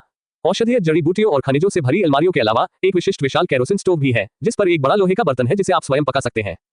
जो हे ने 1 दर्जन से अधिक औषधीय जड़ी बूटियां निकाली और कहा, ठीक है, यह युआन डैन की खेती के लिए सबसे बुनियादी प्रशिक्षण विधि है। मैंने देखा कि बूढ़े ताओवादी पुजारी ने केरोसिन स्टोव चालू किया और लोहे के बर्तन को लाल रंग में जला दिया, फिर अपने हाथ की हथेली से चॉपिंग बोर्ड पर औषधीय सामग्री को तोड़ दिया और उन्हें लोहे के बर्तन में डाल दिया और उन्हें अपने हाथ की हथेली से हिलाया। सोने के पत्थरों को पकाना, औषधीय जड़ी बूटियों को परिष्कृत करना और आंतरिक ऊर्जा को अमृत में बदलना। बैठने और भूलने के बाद आप आंतरिक ऊर्जा के प्रवाह को अधिक सटीक रूप से नियंत्रित कर सकते हैं, जिसका उपयोग गोलियां पकाने के लिए किया जा सकता है। युआन डैन को आसानी से पकड़ लिया जाना चाहिए। मैंने झो को देखा, उसकी दोहरी हथेलियां आंतरिक सांस को लोहे के बर्तन में आगे पीछे फैलने के लिए उकसा रही थी। उच्च तापमान वाले सामग्री का मंथन होता रहा और कई अशुद्धियां बाहर निकल गईं। करीब सवा घंटे बाद उनके हाथ में 4 औषधीय जड़ी बूटियां आईं। लू याओ ने एक लिया और उसका स्वाद चखा। युआन डैन सबसे बुनियादी गोली शक्ति में शिकवान दाबू सूप के समान थी, लेकिन फायदा यह था कि इसे उबालने की जरूरत नहीं थी। फिर उन्होंने इसे आजमाया भी। सबसे पहले सामग्री को तोड़ें, उन्हें उच्च तापमान वाले लोहे के बर्तन में डालें और दोनों हथेलियों से चम्मच की तरह हिलाते हुए भुनें। बैठने और भूलने की स्थिति में न केवल तापमान को संवेदनशील रूप से महसूस किया जा सकता है, मारक क्षमता को नियंत्रित किया जा सकता है, बल्कि अशुद्धियों को दूर करने के लिए हथेली को भी नाजुक ढंग से नियंत्रित किया जा सकता है। अंत में आंतरिक ऊर्जा के प्रवाह को सटीक रूप से नियंत्रित करें, औषधीय सामग्रियों और एस्को को अविश्वसनीय प्रतिक्रिया दें और उन्हें गोलियों में पकाएं। लू याओ द्वारा परिष्कृत गोलियों के आकार को छोड़कर वे अन्य पहलुओं में झो हे के समान है। झो हे ने एक को चखा और संतुष्टि के साथ सिर हिलाया। हाँ, आप बहुत प्रतिभाशाली हैं और आप जल्द ही अधिक जटिल गोली व्यंजनों को सीखने में सक्षम होंगे। लू याओ ने मुस्कुराते हुए कहा, दाओवादी पुजारी, वास्तव में मैं अब जिस चीज का सबसे अधिक अभ्यास करना चाहता हूं वह आत्मा जानवरों को खिलाने के लिए आपके नोट्स में दर्ज स्मार्ट गोली है। ओह, आप भी आत्मिक जानवरों को पालना चाहते हैं? ये बोलते हुए झो स्पष्ट रूप से बहुत उत्साहित था क्योंकि उसके बहुत कम साथी थे। आत्मिक जानवरों को पालने से न केवल ऊर्जा बर्बाद होती है, बल्कि पैसा भी खर्च होता है और इसमें बहुत खर्च होता है। यदि आपके पास ये संसाधन है तो इसे स्वयं में निवेश क्यों न करें? झो हे ने लू याओ के वाक्पटु निर्देशों को लिया और कहा, आध्यात्मिक जानवर पक्षियों को पसंद करते हैं। सांपों और कीड़ों को समझाना मुश्किल होता है और जानवर बहुत अधिक संसाधनों का उपभोग करते हैं, केवल पक्षी ही सबसे अच्छा विकल्प है। जब तक उन्हें रक्त परिवर्तन वाले क्षेत्र में लाया जाता है तब तक वे आकाश में घूमना सुंदर नहीं होगा। लू याओ ने मुस्कुराते हुए कहा, मास्टर, मैं इसे कहां से खरीद सकता हूं? झो हे ने कहा, उड़ते पक्षियों को अपनी आंखें खोलने से पहले भोजन देना शुरू करना पड़ता है ताकि वे जिस पहले व्यक्ति को देखें वह आप ही हो। यदि आप उन्हें युनझोउ में खरीदते हैं तो आप सेहले के दुकानदार से संपर्क कर सकते हैं। वह अक्सर पहाड़ी खजाने बेचने वाले लोगों से संपर्क करते हैं। मैं यह आपके लिए मांग रहा हूँ। आप मेरे नाम की पोस्ट के साथ उनके पास जाएं। अपनी बात खत्म करने के बाद वो लू याओ को अपना प्रसिद्ध पोस्ट दिखाएगा, जैसे कि वह उसके साथ बाहरी व्यक्ति जैसा व्यवहार नहीं कर रहा हो। लू याओ ने जल्दी से कहा, मैं सिहाई टॉवर के दुकानदार जिन को भी बहुत अच्छी तरह से जानता हूँ। मैं खुद उससे मिलने जा सकता हूँ। झो हे ने मुस्कुराते हुए कहा, मेरी नोटबुक के दूसरे भाग में आध्यात्मिक जानवरों से संबंधित सामग्री है, आप देख सकते हैं। हम इस संबंध में और अधिक संवाद कर सकते हैं। युनझोउ में बहुत कम लोग हैं जो इस तरह से पसंद करते हैं, राजधानी की तुलना में बहुत कम। फिर तो मैं अक्सर मुझे परेशान करने आऊंगा। अल्पिराम अल्पिराम अल्पिराम अल्पिराम अल्पिराम अल्पिराम। पुराने रास्ते को अलविदा कहकर लू याओ पहाड़ की तलहटी में आ गया। ली पेई की 3 बेटियां पहले ही जा चुकी हैं। उन्होंने लू याओ से बात करने के लिए एक दल छोड़ा। मास्टर लू काउंटी मास्टर और मास्टर लियाओ सेहले गए हैं। यह एक संयोग है, मैं भी जा रहा हूँ। संदेश भेजने वाले दल को धन्यवाद देने के लिए सिर हिलाते हुए लू याओ भी वहां चले गए। रास्ते में वह समय समय पर बैठने और भूलने की स्थिति को सक्रिय कर लेता है और वह बिना पीछे देखे अपने पीछे देख सकता है। यह बहुत दिलचस्प लगता है और इसमें बहुत मजा आता है। और आसपास की चीजें 0.3 गुना तेज हो गई हैं और पूरी दुनिया धीमी और धीमी होती जा रही है। हालांकि 0.3x गति में बहुत अधिक ऊर्जा की खपत होती है और इसे कुछ समय के बाद बनाए नहीं रखा जा सकता है। अन्य शहरों में ट्रैफिक जाम जैसी कोई चीज नहीं है। लू याओ जल्द ही सेहला आ गए, जहां तीनों लड़कियों ने भी भोजन किया। अल्पिराम अल्पिराम अल्पिराम अल्पिराम अल्पिराम। ली पेई दोनों बहनों को लेकर आई और दुकानदार जिन ने सम्मानपूर्वक सिर हिलाया और इंतजार किया। यहाँ का औषधीय आहार बहुत प्रसिद्ध है और इसका स्वाद अच्छा है और यह अच्छा काम करता है। मैं आज आपका इलाज करूंगा, आपका स्वागत है। ली पेई ने लियाओ या को बैठाया और बहनों को खाना ऑर्डर करने के लिए बधाई दी। लियाओ हा ने इसके बारे में सोचा। काउंटी मालिक ने अपना बहुत ख्याल रखा और इस बार वह उसे वरिष्ठों से मिलने के लिए ले आई। तो उन्होंने कहा, दीदी आज आपको आमंत्रित करना मेरे ऊपर है। मुझे हमेशा आपका समर्थन मिलता है, मुझे अपना आभार व्यक्त करने दीजिए। ली पेई मुस्कुराई और मना करने ही वाली थी। www.bookspot.com। तभी उसने देखा कि लियाओ या दुकानदार जिनसे कह रही है, चलो हमेशा की तरह एक टेबल रखते हैं। दुकानदार जिन ने अपने हाथ जोड़कर कहा, स्टोव गर्म है और 3 दिनों तक उबालने के बाद भी गर्मी ठीक हो गई है, इसलिए मैं आपकी सेवा करूंगा। इतना कहकर व्यवस्था करने जाओ। थोड़ी देर बाद कई लोग व्यंजनों के नाम गाते हुए 3 व्यंजन, 1 सूप और 4 औषधीय भोजन लेकर आए। ली पेई ने अनजाने में कहा, मेरी बहन अक्सर खाना खाने आती है। इससे पहले कि लियाओ या जवाब दे सके, लियाओ क्यूई ने पहले कहा, लू याओ ने यहाँ भोजन का ऑर्डर दिया, हम हर दिन औषधीय भोजन खाते हैं। ली पेई गुप्त रूप से हैरान थे और उन्हें लू याओ के वित्तीय संसाधनों की अधिक सहज समझ थी और साथ ही वे बहुत चिंतित थे। इस व्यक्ति के दाओचांग झोउ के साथ अच्छे संबंध हैं और उसके पास मार्शल आर्ट की गोलियों की कोई कमी नहीं होगी, पैसे की कोई कमी नहीं होगी और सत्ता के लिए कोई प्यार नहीं होगा। क्या ऐसा हो सकता है कि वह केवल सौंदर्य युक्तियों का उपयोग कर सकता है? बस इसके बारे में सोच रहा था, लू याओ अभी आया। आप लोग भी सिहाई बिल्डिंग में आए हैं। मेरी योजना आध्यात्मिक जानवरों को पालने और उन्हें एक साथ चुनने की है। खंड 2 अध्याय 126 फाल्कन जापानी फॉक्स। आध्यात्मिक पालतू। दोनों बहनें जिज्ञासा और प्रत्याशा से भरी थीं। एक पालतू जानवर को पालना एक निजी जेट खरीदने के समान है। बहुत से लोगों ने इसके बारे में सुना है लेकिन कोई खास धारणा नहीं है। उन्हें सिर्फ इतना पता है कि यह बहुत महंगा है। यह एक ऐसी चीज है जिसे अमीर और कुलीन लोग वहन कर सकते हैं। आखिरकार आम लोगों के पास अपनी खेती के लिए पर्याप्त संसाधन भी नहीं है, तो उनके पास अपने बच्चे का समर्थन करने के लिए समय और पैसा कैसे हो सकता है? ली पेई वानयान ने याद दिलाया, दाओचांग झोउ ने एक आध्यात्मिक पालतू जानवर पालने का सुझाव दिया था। आपके पास पैसे की कमी नहीं है, लेकिन आपके आध्यात्मिक पालतू जानवर ने बहुत सारा स्मार्ट अमृत निगल लिया है। क्या आप इस अमृत के मुख्य अवयवों को जानते हैं? इंटेलिजेंट पिल को या तो एक दानव गोली के साथ परिष्कृत किया जाता है या पश्चिमी राक्षसों के रक्त कोर के साथ प्रतिस्थापित किया जाता है, जिनमें से प्रत्येक को करना आसान नहीं है। लू याओ ने आत्मविश्वास से कहा, राजकुमारी की ओर से याद दिलाने के लिए धन्यवाद, लेकिन मुझे इसमें बहुत दिलचस्पी है, तो आइए इसे आजमाएं। घर में रक्तनाभिक के 10 से अधिक टुकड़े छिपे हुए हैं, इसलिए मैं बिल्कुल भी नहीं घबराता। ली पेई ने सिर हिलाया और कुछ नहीं कहा। इसके बाद लू याओ ने सीधे दुकानदार जिन को फोन किया और अपना इरादा बताया, मैं कुछ स्पिरिट पालतू जानवर खरीदना चाहता हूँ, मुझे आश्चर्य है कि क्या दुकानदार के पास कोई रास्ता है। जैसे ही ये शब्द निकले, ली पेई ने व्यंग्यपूर्ण मुस्कान के साथ अपना सिर हिला दिया। शानजेन का खरीद चैनल सेहले का जीवन है। अगर कोई सामान्य व्यक्ति दुकानदार जिनसे पूछने की हिम्मत करे तो वह निश्चित रूप से मर जाएगा। लेकिन कई महीनों तक भोजन वितरित करने के दौरान दुकानदार जिनको लू याओ के वित्तीय संसाधनों और ताकत का पता था। मुझे पूरा यकीन है कि ये दादाजी, जो हर दिन औषधीय भोजन खाते हैं, उनके जैसे किसी व्यक्ति को बिल्कुल भी नीची दृष्टि से नहीं देखते। तो उन्होंने आदरपूर्वक कहा, लॉर्ड लू, खलनायक कुछ पहाड़ी गश्ती करने वालों को जानता है जो पहाड़ी खजाने बेचते हैं। लेकिन मैंने हमेशा उनसे सामरिया लाने के लिए कहा है और मुझे नहीं पता कि क्या मैं कोई आध्यात्मिक पालतू जानवर लाया हूं जिसे पाला जा सके। मैं तुम्हें व्यक्तिगत रूप से क्यों नहीं बुलाता? पूछो। माउंटेन पेट्रोल एक योद्धा है जो राक्षसों और अमृत की खोज के लिए गहरे पहाड़ों और जंगलों में जाता है। दुर्लभ बहुमूल्य है और यह व्यवसाय बेहद लाभदायक है, लेकिन बहुत खतरनाक भी है। तो मैं दुकानदार जिन को परेशान करूंगा। कहा, मैं यही व्यवस्था कर दूंगा, तुम एक क्षण रुको। दुकानदार जिन हड़बड़ाकर भाग गया। थोड़ी देर बाद वह 6 लोगों को अपने साथ ले गया। समूह को 2 समूहों में विभाजित किया गया था, जिसका नेतृत्व एक पुरुष और एक महिला कर रहे थे। दोनों व्यक्ति मौसम और ठंड से ढके हुए थे और वे सभी मजबूत बंद सूट पहने हुए थे। पुरुष के सिर पर लंबी चोटी थी और महिला के सिर पर चोटियां थी और वह जातीय पोशाक पहने हुई थी। ली पेई ने कहा, यह मंचूरिया के युवा लोग हैं। ऐसा लगता है कि दुकानदार जिन उत्तर में पुराने जंगलों से खरीदारी कर रहा है। मांझो शून राजवंश की राज्य राजधानी भी है, जो सुदूर उत्तर में राक्षस देश की सीमा पर स्थित है। यह एक दुर्लभ जगह है जहां आप अभी भी राक्षसों को देख सकते हैं। अल्पिराम अल्पिराम अल्पिराम अल्पिराम अल्पिराम अल्पिराम अल्पिराम अल्पिराम। केवल 2 समूहों के नेता दुकानदार जिनके साथ घर में दाखिल हुए और बाकी लोग बाहर इंतजार करते रहे। दोनों नेता बहुत दूर थे, उन्होंने एक दूसरे की ओर देखे बिना ही मुट्ठियां पकड़ ली और सलाम किया। द मैरो वाशिंग रियलम नवेई, मैंने आप सभी को देखा है। गंदा रिफाइनिंग टोन जिया, मिलकर खुशी हुई। नवेई नाम के उस व्यक्ति की पीठ मजबूत थी और वह बहुत प्रभावशाली था, लेकिन इस समय उसका चेहरा बहुत अच्छा नहीं लग रहा था। मूल रूप से लाओ जिन ने कहा कि वह मिस्टर थे। लू ने आध्यात्मिक पालतू जानवर खरीदने के लिए लाखों किलोग्राम चावल दान किया था और वह एक बड़ा व्यवसाय पाकर बहुत खुश था। अप्रत्याशित रूप से इस बूढ़े तारांकन को वास्तव में अपने साथ आने के लिए एक सहकर्मी मिल गया। यह स्पष्ट रूप से खरीदार के पक्ष में है ताकि वह अपने साथियों के साथ अंगूठी से लड़ सके। बहुत ज्यादा धोखा दे रहे हो। माउंटेन पेट्रोल सभी अहंकारी लोग हैं और वे उस प्रतिष्ठा के तहत बहुत दुखी हैं। लेकिन ये युवा मास्टर लू खाई के नाम से बाहर था और वह वास्तव में इस बड़े सौदे को छोड़ने के लिए सहन नहीं कर सका। मैं लुयाओ की लाइन को पकड़ना चाहता हूं और एक बड़ा ग्राहक विकसित करना चाहता हूं।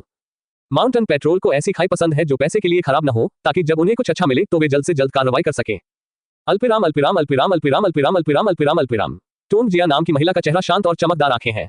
महान विदेशी अमीर व्यक्ति लू याओ को शांति से देखते हुए जब उसने अपने बगल में ली पेय पर नजर डाली तो उसके शिष्य सिकुड़ गए और वह गुप्त रूप से आश्चर्यचकित था कि लू याओ की ऊर्जा वास्तव में एक काउंटी मास्टर को उसके साथ जाने की अनुमति दे सकती है। लू याओ ने स्पष्ट रूप से कहा, मैं एक उच्च श्रेणी का आध्यात्मिक पालतू जानवर खरीदना चाहता हूं जब तक कि चीजें अच्छी हों और पैसे की कोई समस्या न हो। वो प्रतिष्ठा अधिक मजबूत थी और वह बोलने वाले पहले व्यक्ति थे। यंग मास्टर लू लंबे समय से प्रसिद्ध है। मेरे पास शीर्ष पक्षी है, बाज। उसने अपना हाथ खोला और एक चाल चली और सफेद पंखों और काले धब्बों वाला एक बाज उड़कर उसकी बांह पर आ गिरा। मैंने देखा कि वह 1 मीटर से अधिक लंबा था और उसके पंखों का फैलाव 2 मीटर था, जो बेहद सुंदर था। नवेई ने एक घेरा दिखाया और कहा, यदि श्री लू रुचि रखते हैं तो इस हेडोन किंग को केवल 300 टन चांदी की आवश्यकता है। ये कीमत वास्तव में महंगी है और ली पेई ने जो लग्जरी क्लासिक कार दी थी वह अधिकतम 30 टन ही थी। स्पिरिट पालतू जानवर बिल्कुल ब्लू स्टार में एक निजी जेट खरीदने जैसा है और इसकी कीमत आम लोगों की कल्पना से परे है। निश्चित रूप से यह एक ऐसी चीज है जिसे केवल अमीर और कुलीन लोग ही वहन कर सकते हैं। नवेई अपने हाथों पर हाथ रखकर एक तरफ खड़ा था, उसके दिल में काफी गर्व था। उसका अपना बाज इतना सुंदर है कि यह अमीर युवक अपनी महिला साथियों के सामने कंजूस नहीं होगा। अल्पिराम अल्पिराम अल्पिराम अल्पिराम अल्पिराम अल्पिराम। लियाओ परिवार की बहनों ने इस खूबसूरत और शक्तिशाली बाज को खूबसूरत आंखों से देखा, लेकिन उन्होंने अपना मन बनाने के लिए लू याओ से एक शब्द भी नहीं कहा। लू याओ ने उत्तर नहीं दिया, लेकिन युवा महिला टोंग जिया की ओर देखा। टोंग जिया ने थोड़ा सिर हिलाया, उसकी चोटी की घंटियां बजने लगी और शांति से कहा, मास्टर लू, जब एक पक्षी अपने खोल से बाहर आता है, जब वह पहली बार अपने मालिक को देखता है तो वह अपने मालिक के प्रति वफादार होता है। जिस सामान के साथ मैं यात्रा कर रहा हूं वह पहले ही बड़ा हो चुका है, इसलिए मुझे डर है कि यह काम नहीं करेगा। नावेई ने उपहास किया, खोल से बाहर निकलो। इसे बड़ा होने में कम से कम 1 साल का समय लगेगा और अनगिनत ऊर्जा बर्बाद होगी। मेरा हेडोन किंग पालतू और परिपक्व हो गया है और जब आप इसे प्राप्त कर लेंगे तो आप इसका आनंद ले सकते हैं। उसके बाद उसने बाज को अपनी बांह पर जाओ कहा। बाज आज्ञाकारी रूप से लू याओ के सामने मेज पर उड़ गया और खड़ा हो गया, जिससे कोई भी बिना किसी जंगलीपन के देख सके। टोंग जिया की पुतलियां सिकुड़ गईं और वह चेहरे पर गुस्से से चिल्लाई, तुम्हारा तथाकथित उबला हुआ चील उसे सोने न देकर उसके जंगलीपन को दूर करके और उसकी इच्छा शक्ति को तोड़कर उसे बुरी तरह से उबालता है। इस बाज ने अपनी स्वतंत्र आत्मा खो दी है। इसे हेडोन किंग कहा जाने वाला शब्द कहां से आया? हेडोन किंग का अर्थ है उकाबों का राजा और उसके सामने की आंखों में नम्र और आज्ञाकारी आंखें। वास्तव में नहीं कहा जा सकता। नवेई ने लू याओ के सामने हाथ झुकाया और कहा, युवा मास्टर, एक आध्यात्मिक पालतू जानवर को पालना एक कठिन काम है। आप एक अमीर आदमी हैं, आपको बस इसका आनंद लेने की जरूरत है। टोंग जिया ने एक ब्रोकेड बॉक्स निकाला जिसके अंदर एक सफेद अंडा था।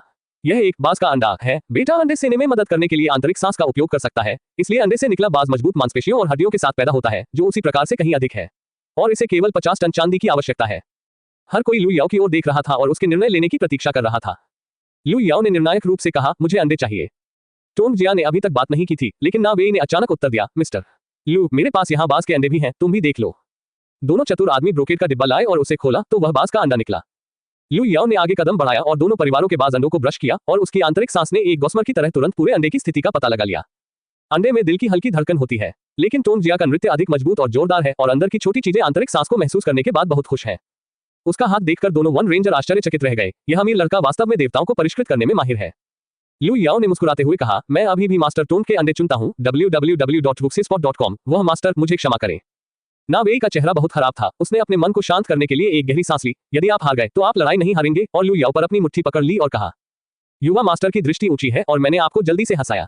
अगली बार मैं निश्चित रूप से कुछ ऐसा लेकर आऊंगा जिससे आप संतुष्ट होंगे और अलविदा कहेंगे। अपनी बात समाप्त करने के बाद वह अपने अधीनस्थों को दूर ले गया और जाने से पहले टोंग जिया पर बुरी नजर डाली।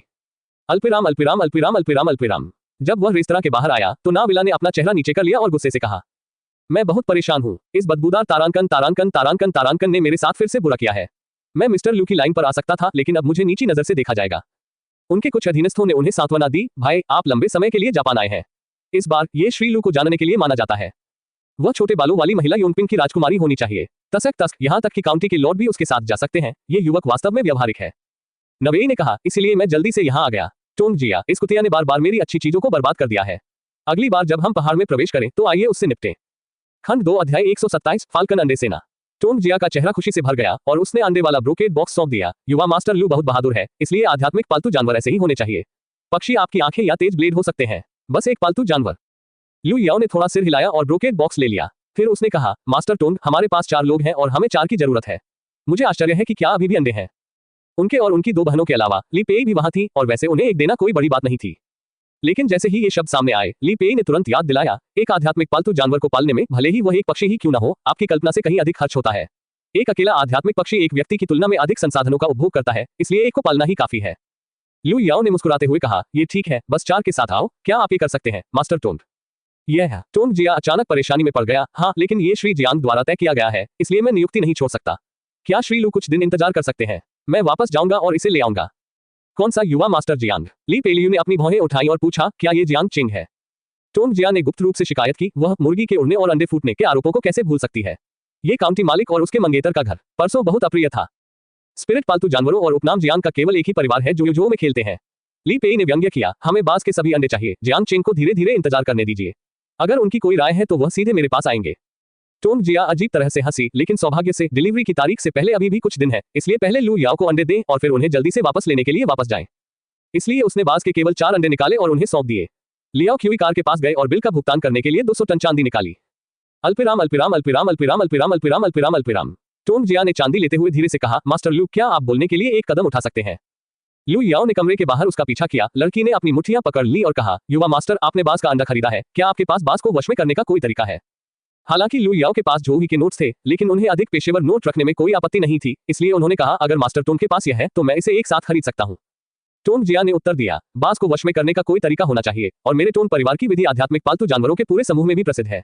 लेकिन गुप्त पारिवारिक परंपरा को हल्के में नहीं पढ़ाया जाना चाहिए। अगर उसने जोर से कहा, अगर तुम्हें बंदूक मिल जाए तो मैं तुम्हें दे सकती हूँ। आग्नेयास्त्र, हाँ, शाही दरबार की सख्त निगरानी है, लेकिन मुझे आत्मरक्षा के लिए आग्नेयास्त्रों की तत्काल आवश्यकता है। युवा मास्टर, पुराने जंगल में सबसे खतरनाक चीज जानवर नहीं है, बल्कि लोग हैं। माउंटेन पेट्रोल से लंबे समय से खतरनाक और अराजक पुराने जंगलों में अराजक होने की उम्मीद की जाती रही है। टोन जिया को जाने से पहले नवेक की आंखों का नजारा याद आया। उसने अपनी कमर पर रखी शेलगन जलाई और बोली, इस तरह के गोला बारूद और आग्नेयास्त्र ठीक है। श्री लू की आंखें आकाश की ओर खुली हैं, इसलिए कोई रास्ता तो होगा ही। 1 मिनट रुको। लू याओ ने लियाओ क्यूई के पास कुछ शब्द फुसफुसाए। लड़की ने सिर हिलाया और कूद गई। कुछ ही मिनटों में एक बड़े पैकेज के साथ वापस आ गया। टोन जिया ने इसे खोला और पाया कि अंदर 4 M1911 और अनगिनत 0.45 गोलियां थीं। वह तुरंत खुश दिखी। उसने बंदूक निकाली और कुशलता से आस्तीन, ट्रिगर और फायरिंग पिन की जांच की। लू याओ के वर्तमान प्रतिद्वंद्वी सभी क्रूर हैं और M1911 बेकार है, बस बास को वश में करने के ज्ञान के बदले में। टोन जिया इस सरल, विश्वसनीय और टिकाऊ बड़े कैलिबर पिस्तौल से बहुत संतुष्ट थे और उन्होंने खुशी से बास को वश में करने की पारिवारिक परंपरा को सौंप दिया। युवा मास्टर लू बहुत अच्छे हैं। आज का कारोबार बहुत अच्छा चल रहा है। भविष्य में अगर मुझे कुछ अच्छा मिलेगा तो मैं सबसे पहले आपके पास आऊंगा और हमारा भविष्य होगा। लू याओ ने भी अपनी मुट्ठियां पकड़ ली और मुस्कुराया, कुछ समय बाद आएगा। लड़की ने खुशी से अपने आदमियों का स्वागत किया और चली गई। M1911 अभी भी सामान्य योद्धाओं के लिए बहुत व्यवहारिक है। आखिरकार गोलियों से डरने वाले निचले स्तर के योद्धा बहुसंख्यक हैं। हर कोई लू याओ जैसा नहीं है, जो पूरे दिन रक्त विनिमय स्तर से ऊपर के दुश्मनों से निपटने के बारे में सोचता है। अल्पिराम अल्पिराम अल्पिराम अल्पिराम अल्पिराम अल्पिराम। 4 सीज बिल्डिंग में ली पेई ने बास के अंडे को उदारतापूर्वक स्वीकार किया और मुस्कुराते हुए कहा, आज मैंने अपनी बहन का फायदा उठाते हुए इसे खाया और फिर से ले लिया। लियाओ या ने धीरे से कहा, दीदी, ऐसा मत कहो, तुमने जो दिया उसकी तुलना में ये छोटी सी चीज कुछ भी नहीं है। ली पेईफू ने लू याओ से कहा, ऐसा लगता है कि दाओचांग झो के और भी दोस्त हैं। झो दाओचांग बहुत खुश होंगे। जब हमारा बाज अंडे से निकलेगा तो आइए हम सब मिलकर उससे मिलने जाएं। कुछ लोग मजाक कर रहे थे और ली पेई ने भी अलविदा कहा, मैं पहले एक कदम उठाऊंगा और जब आपके पास समय हो तो आप आकर मुझसे बात कर सकते हैं। अल्पिराम अल्पिराम अल्पिराम अल्पिराम अल्पिराम अल्पिराम। काउंटी मास्टर को अलविदा कहने के बाद वे तीनों घर लौटने का इंतजार नहीं कर सके।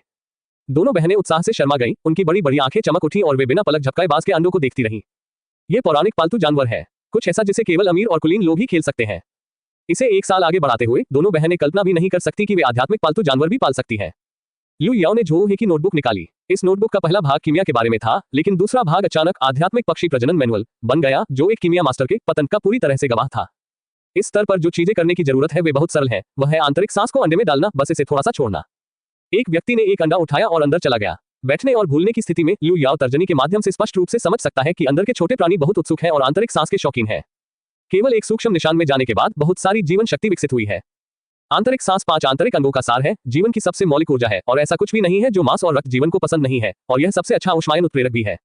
लू याओ ने अपना ध्यान अपनी आंखों पर केंद्रित किया और अंडे के छिलके के अंदर हिलते हुए एक छोटे से काले धब्बे को स्पष्ट रूप से देखा, जो युवा बाज की आंखें थी। इस तरह वे हर 3 घंटे में प्रवेश करते रहे। रात में जब वे फिर से आंतरिक सांस में प्रवेश कर गए, तो बाज के 3 अंडे खुशी से हिल गए और अंदर के छोटे जीवन ने आकार ले लिया था। अल्पविराम अल्पविराम अल्पविराम अल्पविराम अल्पविराम अल्पविराम। दूसरे दिन की सुबह में बाज के 3 अंडों पर कुछ छोटी दरारें दिखाई दी और वे अपने खोल से बाहर निकलने वाले थे। प्रकृति को अपना काम करने दो। अपने खाली समय का लाभ उठाते हुए लू याओ ने स्मार्ट पिल्स को पहले से परिष्कृत करने के लिए एक केरोसिन स्टोव और एक बड़ा लोहे का बर्तन वापस खरीद लिया। आध्यात्मिक ज्ञान देने के अलावा ये गोली उनके शरीर को भी निखार सकती है। क्योंकि गोली का नुस्खा अधिक जटिल है, यह एक औषधीय गोली है जिसे केवल बैठकर और दायरे को भूलकर परिष्कृत किया जा सकता है। लू याओ ने केरोसिन स्टोव जलाया और सबसे पहले अपने हाथों का अभ्यास करने के लिए सबसे आम पेई युआन डैन का एक बर्तन लाया। यह एक एंट्री लेवल मॉडल है जिसे चांदबिंग में परिष्कृत किया जा सकता है। साथ ही उन्होंने उन बहनों की ओर इशारा किया जो उत्साह देखने के लिए एक तरफ खड़ी थी। कीमिया अनिवार्य रूप से उच्च तापमान, आंतरिक सांस और विभिन्न सामग्रियों की जादुई प्रतिक्रिया है, लेकिन केवल कीमिया का मास्टर ही पदार्थ के तात्कालिक परिवर्तन को समझ सकता है और इसे गोलियों में पका सकता है। उन दोनों को चखने के लिए युआन डैन को सौंपते हुए लू याओ ने रक्त के कणों से भरा एक छोटा कपड़े का थैला निकाला। इसमें कुल 12 हैं। www.bookspot.com बैरन विलियम को छोड़कर, जो एक अंडे के आकार का है, अन्य केवल बटेर अंडे जितने बड़े हैं। लू याओ चिल्लाया, मैं पहली बार थोड़ा घबराया हुआ था। आप दोनों ने मेरी सहायता के लिए आंतरिक सांस का उपयोग किया। दोनों बहनें तुरंत आगे बढ़ी और लू याओ की पीठ पर हाथ रख दिया। लू याओ ने कोडोनोप्सिस, शॉबू, एकिन्थोपानेक्स, सेंटिकोसिस, श्वांगहुआ और एस्ट्रेगलस को डाला और उन्हें उच्च तापमान और आंतरिक रुचि के उत्प्रेरक के तहत धीरे धीरे विघटित और धीरे धीरे फ्यूज होने दिया। फिर उसने रक्त कोर का सबसे छोटा टुकड़ा लिया और उसमें डाल दिया और उसी समय चिल्लाया, मुझे आंतरिक सांस दो। दोनों बहनें तुरंत आंतरिक सांस लेने के लिए बाहर चली गईं और उच्च तापमान के तहत रक्त कोर नहीं बदला, लेकिन जब आंतरिक सांस आई तो यह चीज तुरंत जेली जैसी क्यू बम की तरह बन गई। कुछ और मिलीसेकंड में सामान का बर्तन कोक में बदल जाएगा, लेकिन कुछ मिलीसेकंड पूरी तरह से फ्यूज नहीं होगा। बिल्कुल सही समय पर, न अधिक न कम, लू याओ ने लाल ओलिगाई के इस कड़ाही को एक चीज में एकीकृत करने के लिए अपनी आंतरिक सांस को सटीक रूप से नियंत्रित किया। उसके हाथ में लोंगन के आकार की 10 लाल गोलियां हैं, जो स्मार्ट गोलियां हैं। खंड 2 अध्याय 128 खोजें। शाम को 3 युवा बाज अपने खोल से बाहर निकले और बालों के 3 गोले ऊन के बीच मुड़ गए। उनके शरीर गीले थे और बिखरे हुए बालों ने उनकी आंखों को अवरुद्ध कर दिया। जैसे ही छोटे बच्चे बाहर आए, उन्होंने कुछ नहीं किया। उन्होंने अपना मुंह खोला और भोजन करने का इंतजार करने लगे। दोनों बहनें जल्दी से तैयार कच्चा मांस ले आई और उन्हें खिलाने के लिए उसके टुकड़े टुकड़े कर दिए। लू याओ ने चावल के दाने के आकार की एक स्मार्ट गोली निकाली और उन्हें एक साथ खाने के लिए दिया। यह अमृत युवा बाजों की रोग प्रतिरोधक क्षमता में सुधार कर सकता है। थोड़ी देर के बाद छोटे बच्चे सूख गए और 3 रोएदार भूरे तारांकन दिखाई दिए। इनका पोषण अंडों की आंतरिक सांस से होता है। वे अपने समकक्षों की तुलना में बहुत अधिक मजबूत हैं। इस समय उन्होंने एक दूसरे को धक्का देना शुरू कर दिया है, अपने साथियों को घोंसले से बाहर निकालने की कोशिश कर रहे हैं। जंगली अवस्था में यह न केवल व्यायाम कर सकता है, बल्कि अधिक भोजन भी हड़प सकता है। दोनों बहनों को यह बहुत पसंद आया और उन्होंने अपने चेहरे पर खुशी भरी मुस्कान के साथ धीरे से चिल्लाया, अल्पविराम अल्पविराम अल्पविराम अल्पविराम अल्पविराम अल्पविराम। लू याओ ने पुराने ताओवादी के नोट्स को देखा और दूसरी दुनिया में जानवरों को बुलाया गया जो विभिन्न कारणों से अपने दम पर खेती कर सकते थे, जैसे कि कुछ प्रतिभाशाली खजाना खाना, अचानक प्रबुद्ध होना आदि, जिन्हें सामूहिक रूप से राक्षस कहा जाता है। ये चीज प्राचीन काल में मानव जाति की सबसे बड़ी दुश्मन थी। ऐसी कई चीजें हैं जो शहरों को नष्ट कर सकती हैं और स्थानों को नष्ट कर सकती हैं, और कुछ को अराजकता पैदा करने के लिए मानव आकृतियों में भी बदला जा सकता है। जियांकिन के बाद अज्ञात कारणों से ये धीरे धीरे विलुप्त हो गया और सामान्य जानवरों के राक्षसों में बदलने की संभावना बहुत कम हो गई। अब सीमांत क्षेत्रों में केवल कुछ ही हैं और किसी ने भी ऐसी प्राचीन विदेशी प्रजातियां नहीं देखी हैं जो शहरों को नष्ट कर सकती हैं और भूमि को नष्ट कर सकती हैं। स्पिरिट पेट्स ऐसे जानवर हैं जिन्हें इंसानों द्वारा पाला जाता है और प्रशिक्षण के बाद पाला जा सकता है। राक्षसों और आध्यात्मिक पालतू जानवरों के बीच कोई बुनियादी अंतर नहीं है, लेकिन गुट अलग है। वैसे भी जब तक आप इसे रक्त परिवर्तनशील क्षेत्र में बढ़ाते हैं, आप परिवार की शैली दिखाते हुए मालिक के साथ आसानी से आकाश में उड़ सकते हैं। लेकिन यह स्टाइल सस्ता नहीं है। आध्यात्मिक पालतू जानवरों के शीघ्र बड़े होने के 2 तरीके हैं। पहला है क्रिप्टन गोल्ड, स्मार्ट पिल्स और विभिन्न टॉनिक खाना। लोग आध्यात्मिक पालतू जानवर खा सकते हैं। दूसरा क्रिप्टन जीवन है, पालतू जानवर को सांस दें, मालिश करें और मालिश करें, जो ही मुख्य हमले में दूसरा आइटम है। लू याओ को लगा कि वह अभी भी क्रिप्टोनाइट गेम खेल रहा है जिसमें वह सर्वश्रेष्ठ है। अल्पविराम अल्पविराम अल्पविराम अल्पविराम अल्पविराम अल्पविराम। पर्याप्त पोषण और स्मार्ट गोलियां पर्याप्त हैं और 3 छोटे बच्चों ने तीसरे दिन अपनी आंखें खोली। जंगली में ऐसा करने में 15 दिन लगते हैं। सबसे पहले उन्होंने मुस्कुराते हुए लू याओ और 2 बहनों को देखा जो बहुत खुश थी। तीनों युवा बाजों ने आत्मीयता दिखाने के लिए अपने छोटे छोटे पंख फड़फड़ाए और अपनी उंगलियों को अपने सिर से हल्के से रगड़ा। लियाओ क्यूई खुशी से हंस पड़ी। उन्हें एक नाम बताओ। लियाओ या बहुत सहमत हुए। जूनियर भाई, आपके आशीर्वाद के लिए धन्यवाद। हम आध्यात्मिक पालतू जानवरों को पाल सकते हैं, आपको आना चाहिए। लू याओ ने इसके बारे में सोचा और कहा, इसे शुभ, इच्छापूर्ण और शांतिपूर्ण कहा जाता है। लियाओ क्यूई ने प्रशंसा की, ये नाम अच्छा है, ये शुभ है। लियाओ हाँ थोड़ा अवाक थी, उसे जो उम्मीद थी वह थी स्टार, फ्लैश, बिजली और इसी तरह। लेकिन दूसरे विचार में सबसे महत्वपूर्ण बात इस परेशान दुनिया में अच्छी तरह से रहना है। तो उन्होंने मुस्कुरा कर कहा, तब तो मेरा शुभ कहलाता है। लियाओ क्यूई ने धीरे से कहा, मेरा रुई है, हम भाग्यशाली हैं और रुई। इस तरह लू याओ के एक को पिंग एंड कहा जाता है। अल्पविराम अल्पविराम अल्पविराम अल्पविराम अल्पविराम अल्पविराम अल्पविराम अल्पविराम। निम्नलिखित समय में लू याओ ने कुछ दिन आराम से बिताए। हर दिन बॉक्सिंग का अभ्यास करें, पक्षियों को खाना खिलाएं और लड़की की गहराई का परीक्षण करें। जो उसने सुना कि लू याओ ने एक बाज खरीदा है, इसलिए वह मिलने आया और कई महत्वपूर्ण बिंदु बताए। लू याओ ने पुराने ताओवादी पुजारी से बाज को वश में करने के टोंगजिया के तरीके की नकल की और सूचनाओं का आदान प्रदान किया। 3 युवा बाज पहले ही सावधानीपूर्वक देखभाल के तहत अपना फर बदल चुके हैं, लेकिन वे अभी भी गंजे मुर्गियों की तरह दिखते हैं। इसके विपरीत नुकीली चोंच और जेड पंजे शिकार के पक्षियों के रूप में हल्के से दिखाई देते हैं। युवा बाज लू याओ के तीनों से बहुत परिचित है, जो उनकी आंतरिक सांसों का आदी है और लोगों से बिल्कुल भी नहीं डरता है और अक्सर करीब आने के लिए आता है। इस समय लू याओ ने अपनी उंगलियों से पिंग एन की गर्दन को छेड़ते हुए सोचा, जब ये छोटे लोग बड़े होंगे तो वे आध्यात्मिकता के साथ सरल आदेशों को समझ सकते हैं और पाले जाने के बाद भौतिक गुणवत्ता उसी प्रकार की तुलना में कहीं बेहतर होती है और एक बमवर्षक के रूप में 100 पाउंड के बम को ले जाने के बारे में सोचना काफी दिलचस्प है। आप जानते हैं, बाज उड़ान प्रौद्योगिकी में शिकार का अग्रणी पक्षी है। अल्पिराम अल्पिराम अल्पिराम अल्पिराम अल्पिराम अल्पिराम। जब लू याओ इसके बारे में सोच रहा था, तभी लियाओ हां अचानक झुकी और धीरे से कहने का साहस जुटाया, जूनियर ब्रदर, चलो एक दूसरे के लिए ड्रैगन सबडूइंग द ड्रैगन का उपयोग करें। क्या हम करेंगे? सप्ताह में एक बार मालिश करना अच्छा है, लेकिन आखिरी मालिश हुए लगभग 1 महीना हो गया है। लियाओ हां वास्तव में शर्मिंदा थी, लेकिन यह मालिश बहुत महत्वपूर्ण थी, इसलिए उसे एक दूसरे से पूछने के लिए गाल रखना पड़ा। लू याओ की कोई राय नहीं है, भले ही वह अपने हाथ का आदी न हो, लेकिन वरिष्ठ बहन को अभ्यास करने में मदद करना अनिवार्य है। दोनों तुरंत घर में दाखिल हुए। ये वह समय है जिसे लियाओ हां ने विशेष रूप से चुना है। मेरी बहन डीजल तेल लेने निकली थी और घर पर नहीं थी। उसने पहले लू याओ की मालिश की और शर्माते हुए कहा, मेरी तकनीक आपकी तुलना में बहुत खराब है। क्योंकि देवताओं को परिष्कृत करने का दायरा बहुत कम है, लियाओ या का अधिक से अधिक एक पास है और लू याओ के तरीकों के बीच एक बड़ा अंतर है। लू याओ ध्यान से अपने शरीर पर आगे और पीछे दबाव डालने वाले गोरे छोटे हाथों की भावना को महसूस कर रहा था और तुरंत कहा, बिल्कुल नहीं, ये बहुत आरामदायक है। चलो मैं इसे तुम्हारे लिए दबा देता हूँ। लियाओ हां बिस्तर पर लेट गई और धीरे से कहा, जूनियर भाई, आपको गाउजुए और जिन्यू को दबाने पर ध्यान देना चाहिए, गलत को मत दबाओ। ये दोनों जगहें ऊपरी हिस्से में हैं, इसलिए पिछली बार की तरह शर्मनाक स्थिति नहीं होगी। लू याओ ने अपनी उंगलियां हिलाई और आत्मविश्वास से कहा, चिंता मत करो वरिष्ठ बहन, मैं अब बैठा हूं और भूल रहा हूं, और जब अंग, हड्डियां और एक्यू पॉइंट एक साथ हिल रहे होंगे तो मैं हर चीज का ख्याल रखूंगा। बोलना समाप्त करने के बाद वह बैठने और भूलने के दायरे में प्रवेश कर गया और अपनी आंतरिक सांस को अपनी 10 उंगलियों पर नियंत्रित किया और उसे ठीक से दबाया। पीठ पर मुख्य बिंदु और रिफ्लेक्स जोन लगभग एक ही समय में उत्तेजित हो गए थे और लियाओ ने एक उच्च स्वर और चतुर विस्मयादिबोधक निकाला, जिससे 3 युवा बाज डर गए जो यार्ड में खुशी से खेल रहे थे। बैठो और दायरे को भूल जाओ में तेज प्रतिक्रिया, सटीक नियंत्रण है और लियाओ की शारीरिक स्थिति पर स्पष्ट रूप से नजर रखता है। दबाते समय ये किसी भी समय आंतरिक सांस की फाइन ट्यूनिंग को नियंत्रित कर सकता है और पूरी तरह से ड्रैगन सबरिंग ड्रैगन आर्ट की भूमिका निभा सकता है। लियाओ हां को केवल यह महसूस हुआ कि क्यूई और रक्त का प्रवाह 3 गुना बढ़ गया था और कई हिस्से जिनका अभ्यास करना मुश्किल था तुरंत पारदर्शी हो गए थे। क्यूई और रक्त आंतरिक सांस के साथ आसानी से बह गए, अनगिनत अशुद्धियां शरीर से बाहर निकल गईं और पूरा व्यक्ति आराम से तैरने वाला था। जब वह वापस होश में आई तो उसका पूरा शरीर चिपचिपा हो गया था, खासकर हुयांग एक्यू पॉइंट पर। और इस बार लियाओ हां पसीना निकालने के लिए रोम छिद्र खोलना भूल गई। लू याओ ने अपनी उंगलियां मोड़ ली और थोड़ा चकित हो गया। मास्टर लियाओ ने गहरी सांस ली। www.wuxiespot.com। शांति से धीरे से उठे और शांति से कहा, धन्यवाद जूनियर भाई, मज्जा में मौजूद अशुद्धियां दूर हो गई हैं और मेरे पूरे शरीर को काफी आराम मिला है। आपकी मालिश तकनीक वुडांग और शाओलिन जैसे शीर्ष मार्शल आर्ट में एक बुजुर्ग के रूप में सेवा करने के लिए पर्याप्त है। उपयोगी होना अच्छी बात है। मैं पीछे हटने गया था। लियाओ याकियांग ने अपनी शर्म रोकी और जितनी तेजी से हो सके वॉशरूम की ओर भागी। अल्पिराम अल्पिराम अल्पिराम अल्पिराम अल्पिराम अल्पिराम। लू याओ ने अपने हाथ धोए और आह भरी। बड़ी बहन भी एक महिला है जो चादरों के लिए भुगतान करती है। पिंग एन मालिक के पैरों के पास गया और उसे खुश करने के लिए उसे रगड़ा और लू याओ ने उसे थोड़ी राहत दी, जिससे वह खुशी से टेढ़ा हो गया। इसी समय एक कागज की क्रेन दीवार से उड़ गई। लू याओ ने इसे पकड़ने के लिए छलांग लगाई, तभी उस पर यह शब्द दिखे, बैयुन मंदिर में सिल्वर स्पीड लाओ। बूढ़े ताओवादी ने मुझसे चांदी को बैयुन मंदिर ले जाने के लिए कहा। खंड 2 अध्याय 129 फू फांगशिंग। हाल ही में मैंने बहुत सारा पैसा खर्च किया है और मेरे पास घर पर केवल 500 टन से अधिक चांदी बची है। लू याओ ने 500 टेल्स लिए और उन्हें कार में रखा, फिर दरवाजे से लियाओ से कहा, वहां कुछ चल रहा है दाओचांग झो, मैं देखूंगा। यदि आप देर से वापस आते हैं तो आप इंटेलिजेंट पिल को मकई के दाने के आकार में तोड़ सकते हैं और इसे 3 छोटे लोगों को खिला सकते हैं।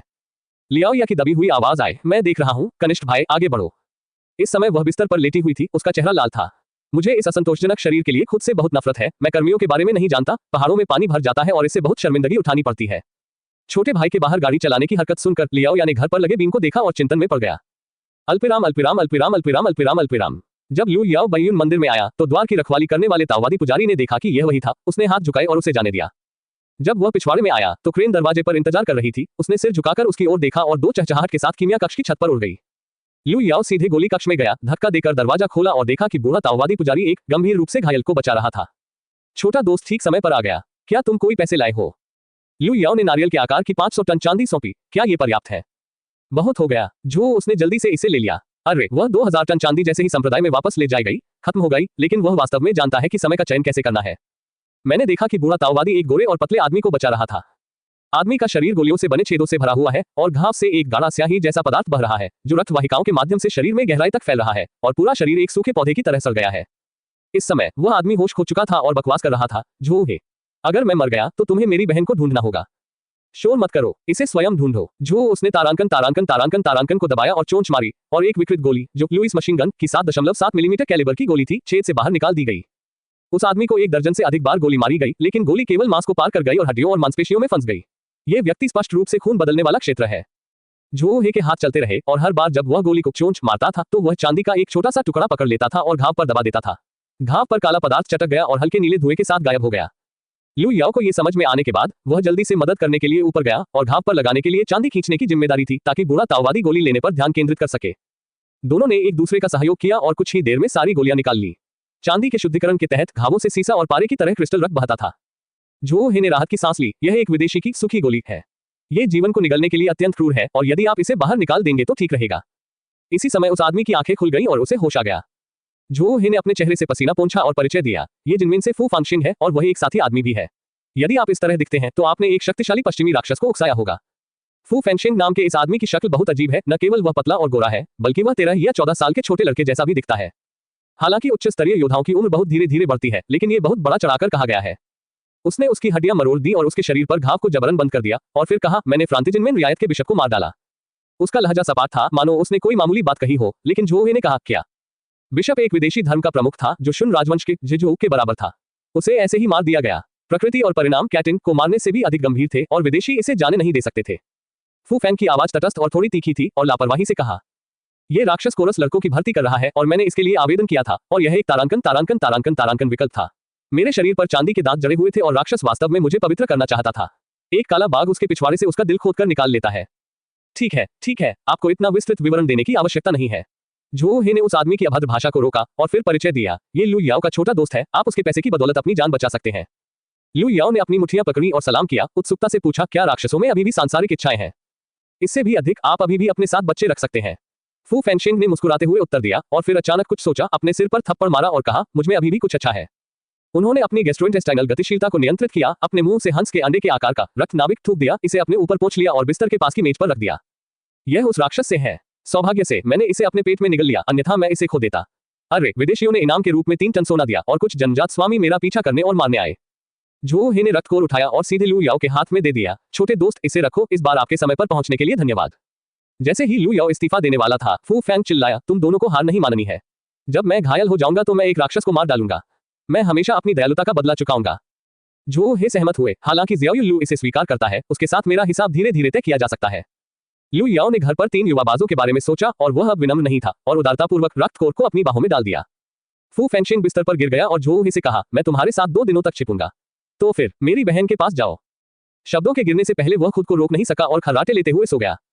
मैं वास्तव में अपने पिछले जीवन में आपका ऋणी हूं। जो वह कड़वाहट से मुस्कुराया और लू याओ को एक साथ ले गया ताकि गंभीर रूप से घायल को अच्छा आराम मिल सके। अल्पिराम अल्पिराम अल्पिराम अल्पिराम अल्पिराम। शाम की हवा थोड़ी मादक है और चांदनी पाले की तरह सफेद है। इतनी गंभीर चोट के साथ 2000 मील से अधिक दौड़ना, जिनमें से युजू तक भागना, बुढ़ापे के लिए भुगतान करना कठिन है। जब वह आंगन में आया, जो उसने आह भरी। लाओ फू युवा दिखता है, लेकिन वास्तव में वह मेरे जितना ही उम्र का है। उसकी छोटी बहन को शुरुआती वर्षों में पश्चिमी राक्षसों ने अपहरण कर लिया था और वह 20 वर्षों से उसकी तलाश कर रहा है। लू याओ ने बात नहीं की। 20 साल। वास्तव में लोग शायद मर चुके हैं। जो हे को पता चल गया था कि लू याओ क्या सोच रहा था और उसने आह भरते हुए कहा, वह सिर्फ अपने विचारों को बचा रहा है। जब उसका अपहरण किया गया था तब उसकी बहन केवल 5 साल की थी। राक्षसों को युवा रक्त पसंद है और कभी कभी वे उन लोगों से मिलेंगे जो विशेष रूप से उपयुक्त हैं। 30 तक रुकें। लू याओ ने चांद की ओर देखा और अचानक कहा, इन राक्षसों ने दुनिया में कितनी त्रासदियां पैदा की हैं, अगर मौका मिले तो इन्हें मार देना चाहिए। ये कठिन है। जो हे ने आह भरते हुए कहा, जब मैं छोटा था मुझे लगा कि कोर्ट में उन्नत तकनीकों का अभाव है, www.bookspot.com, इसलिए मैंने कड़ी मेहनत से अध्ययन किया और यहाँ तक कि विदेश में अध्ययन करने के लिए भी कहा। लेकिन जब मैं बूढ़ा हो गया तो मुझे लगा कि यह गलत है। हमारे पास जो कमी है वह है एक हृदय क्यूई, शिनजो को फिर से बनाने के लिए किसी के जीवन को त्यागने का हृदय क्यूई। लेकिन मार्शल कलाकार की महान शक्ति है खुद के लिए जिम्मेदार और तैरती दुनिया केवल स्वार्थी है। इतना कहने के बाद जो हे ने अचानक अपना सिर हिलाया और मुस्कुराते हुए कहा, दरअसल ऐसा नहीं है। आप जैसे युवा अभी भी मौजूद हैं। आप, लियाओ परिवार की 2 लड़कियां और ली पेई सभी ईमानदारी और करुणा वाले योद्धा हैं। जब तुम बड़े हो जाओगे तो दुनिया बदल जाएगी। ठीक है। लू याओ ने कड़वाहट से मुस्कुराते हुए कहा, ताओवादी पुजारी बहुत प्रसिद्ध है। मैं भी एक आकस्मिक और अनुशासनहीन व्यक्तित्व हूं। मैं सिर्फ अपने दिल के योग्य बनना चाहता हूं। ये काफी है। जो वह मुस्कुराया और पलटा और कहा, देर हो रही है, आप वापस जा सकते हैं। कल सावधान रहें। विदेशी लोग 3 या 2 स्वर्ण का इनाम देते हैं। इसमें प्रवेश करना आसान नहीं है और बहुत अधिक खून का आदान प्रदान होना चाहिए। लू याओ ने सिर हिलाया, पुराने ताओवादी पुजारी को विदाई दी और घर चला गया। दूसरे दिन, जैसा कि पुराने ताओवादी ने कहा, सड़कें वांछित नोटिसों से भरी थीं और रक्त विनिमय में कई और विशेषज्ञ थे। खंड 2 अध्याय 130 40 mm कवच भेदी ग्रेनेड। फू फेंगशेन का वांछित आदेश एक विशेषज्ञ द्वारा तैयार किया गया था और यह फोटो से बहुत अलग नहीं था। तियानजिन की सबसे बड़ी विदेशी फर्म फ्रांती मिसिसिपी कंपनी द्वारा 3 टन सोने का इनाम दिया गया था। सोना स्वर्णिम शरीर के प्रचार के लिए प्रमुख सामग्री है और इसका मूल्य बताने की आवश्यकता नहीं है। इस प्रलोभन के तहत अनगिनत योद्धा पागलों की तरह युद्धों में घुस आए और युद्धों में स्थानीय योद्धाओं को मूल रूप से जब भी वे आगे बढ़ सकते हैं भेजा जाता है, जमीन में 3 फीट खोदकर और फू फेंगशेन को खोजने की कसम खाई जाती है। लेकिन इन लोगों ने कभी नहीं सोचा था कि फू फेंगशेन बैयुन मंदिर में छिपने में सक्षम होगा और कैनोनीकृत ताओवादी को उसके घावों को भरने की अनुमति देगा। वे केवल मेडिकल हॉल, सराय और निजी घरों में व्यर्थ ही खोज कर सकते हैं, व्यर्थ चिल्ला सकते हैं और इधर उधर कर सकते हैं। अल्पिराम अल्पिराम अल्पिराम अल्पिराम अल्पिराम अल्पिराम अल्पिराम अल्पिराम। लू याओ ने अपने पोषण भरे दिन बंद दरवाजों के पीछे गुजारना जारी रखा, लेकिन इन लोगों के उत्साह को देखकर उसे सोने के मूल्य की गहरी समझ प्राप्त हुई। लियाओ या ने अपनी उंगलियां मोड़ते हुए कहा, बागुआमेन, जिंगीमिन और वुहुमिन के सभी लोग आए हैं और यहाँ तक कि गंजुओं के फैंगशामिन भी आए हैं। इन लोगों में एक दूसरे के बीच नफरत है और वे अपने दम पर लड़ सकते हैं। सौभाग्य से काउंटी के मालिक ने इसे दबा दिया, अन्यथा सड़कों पर अराजकता होती। लियाओ क्यूई ने रूई की गर्दन पर फुलाना छुआ और धीरे से कहा, इतना बड़ा हंगामा पैदा करने के लिए केवल 3 टेल्स हैं। हम छिप रहे हैं टीएस। लियाओ या ने अपने कमरे की ओर आधी उत्सुकता और आधी आशा से देखा, वहां आधा टन सोना दबा हुआ था। लू याओ स्मार्ट पिल को छोटे छोटे टुकड़ों में तोड़ रही है और उन्हें 3 युवा बाजों को खिला रही है। छोटे बच्चे बहुत तेजी से बड़े हो गए हैं, अभी आधा महीना ही हुआ है और वे अब टेढ़े मेढ़े नहीं चल रहे हैं, बल्कि मुर्गियों की तरह इधर उधर दौड़ रहे हैं। अब उन्हें सबसे ज्यादा सांस और स्मार्ट पिल्स और अंत में मांस खाना पसंद है। पुराने ताओवादी नोटों के रिकॉर्ड के अनुसार यदि पोषण पर्याप्त है तो यह 1 महीने के बाद तेजी से विकास की अवधि में प्रवेश करेगा। उस समय 3 युवा बाज भी अपने जंगली समकक्षों से पूरी तरह से दूरी बना लेंगे, साधारण पक्षियों से लेकर राक्षसों तक। उस छोटे लड़के को छेड़ते समय मुझे अचानक महसूस हुआ कि कोई झांक रहा है। भौहों के साथ इधर उधर देखने पर मैंने देखा कि मध्यम बाल वाला एक आदमी दूर 20 मीटर से अधिक ऊंचे एक विशाल समतल पेड़ पर खड़ा है। वह अपने फोरहैंड से एक पेरगोला का निर्माण कर रहा था और ध्यान में प्रवेश करने के बाद बढ़ी हुई 5 इंद्रियों के साथ चारों ओर देख रहा था। यह व्यवहार बहुत ही अनुचित है, जैसे दूरबीन से पड़ोसियों की खुलेआम जासूसी करना। यह एक विदेशी योद्धा है जो फू फेंगशेन की खोज कर रहा है और सभी साधना आधार जिन्होंने अपने दिमाग को परिष्कृत किया है वे यहाँ आए हैं। लू याओ थोड़ा असंतुष्ट था, लोगों का ये समूह अधिक से अधिक अहंकारी हो गया और दूसरे लोगों के घरों में खुलेआम झांकने लगा। और जब इस आदमी ने आंगन में 3 युवा बाजों को देखा तो उसकी पुतलियां अचानक सिकुड़ गईं, जिससे एक शक्तिशाली दुर्भावना प्रकट हुई। भले ही वह आध्यात्मिक परिष्कार की स्थिति में न हो, उसके चेहरे पर लालची भाव स्पष्ट रूप से देखा जा सकता है। लू याओ ने ग्रेनेड निकाला और लियाओ क्यूई से कहा, मुझ पर एक एहसान करो। अल्पिराम अल्पिराम अल्पिराम अल्पिराम अल्पिराम अल्पिराम अल्पिराम अल्पिराम। फू फेंगशेन की खोज करने वाले अधिकांश योद्धा केवल अपनी किस्मत आजमा रहे थे और उसे नहीं पा सके, लेकिन जिनमें से लेकर पूरे रास्ते उनका पीछा करने वाले कई योद्धा इतने चिंतित हैं कि उनके मुंह से गुस्सा निकल रहा है। फिलहाल वे एक स्थानीय गिरोह द्वारा उपलब्ध कराए गए परिसर में बातचीत कर रहे हैं। फू का उपनाम गंभीर रूप से घायल हो गया और वह 2000 मील से अधिक तक दौड़ा। बताया जा रहा है कि उसका ईंधन खत्म हो गया है। हमने यूंझो शहर में सभी 3 संप्रदायों और 9 वर्ग के पात्रों की खोज शुरू की है और यह असंभव है कि कोई निशान न हो। वह निश्चित रूप से यूंझो शहर में प्रवेश कर गया, लेकिन वह कहां छिप सकता है? अगर हम इस व्यक्ति के चरम स्वभाव के कारण उसे भागने देंगे तो हमारा कभी जन्मदिन नहीं होगा। कई योद्धा जो लालची थे और कुछ समय के लिए पीछा करने में भाग लेते थे, उन्हें पछतावा होने लगा। उपस्थित योद्धाओं को 3 समूहों में विभाजित किया गया था, जो बिल्कुल वही था जो लियाओ या ने पहले कहा था, बगुआ गेट, जिंगी गेट और वुहू गेट। तीनों नेता खून बदलने वाले योद्धा थे और वे सभी रेशम और साटन से ढके हुए थे और उनके कपड़े चांदी के धागों से कढ़ाई किए हुए थे और विभिन्न रंगों में रंगे हुए थे, जो बेहद शानदार था। इस समय जासूसी करने के लिए पेड़ पर चढ़े सिर वाले व्यक्ति ने सीधे पेड़ से छलांग लगा दी और 20 मीटर से अधिक की दूरी ने एक बड़ा प्रभाव उत्पन्न किया, जिससे उसके पैरों के नीचे यार्ड में एक छोटा सा छेद हो गया और पृथ्वी और पत्थर उड़ गए। उस आदमी ने उदासीनता से अपने शरीर पर मिट्टी थपथपाई और देखा कि सभी लोग एक साथ उसकी ओर देख रहे थे। आदमी मुस्कुराया और कहा, यूंझो बहुत समृद्ध है और वहां बहुत सारे अमीर लोग हैं। धिक्कार है, मैं मात्र गंदगी में एक स्पिरिट बाज को पालने का साहस करता हूँ। इसके अलावा इसमें धूम्रपान की दुकान क्यों नहीं है? मैं इस जगह को नींव के रूप में कब्जा करना चाहता हूँ।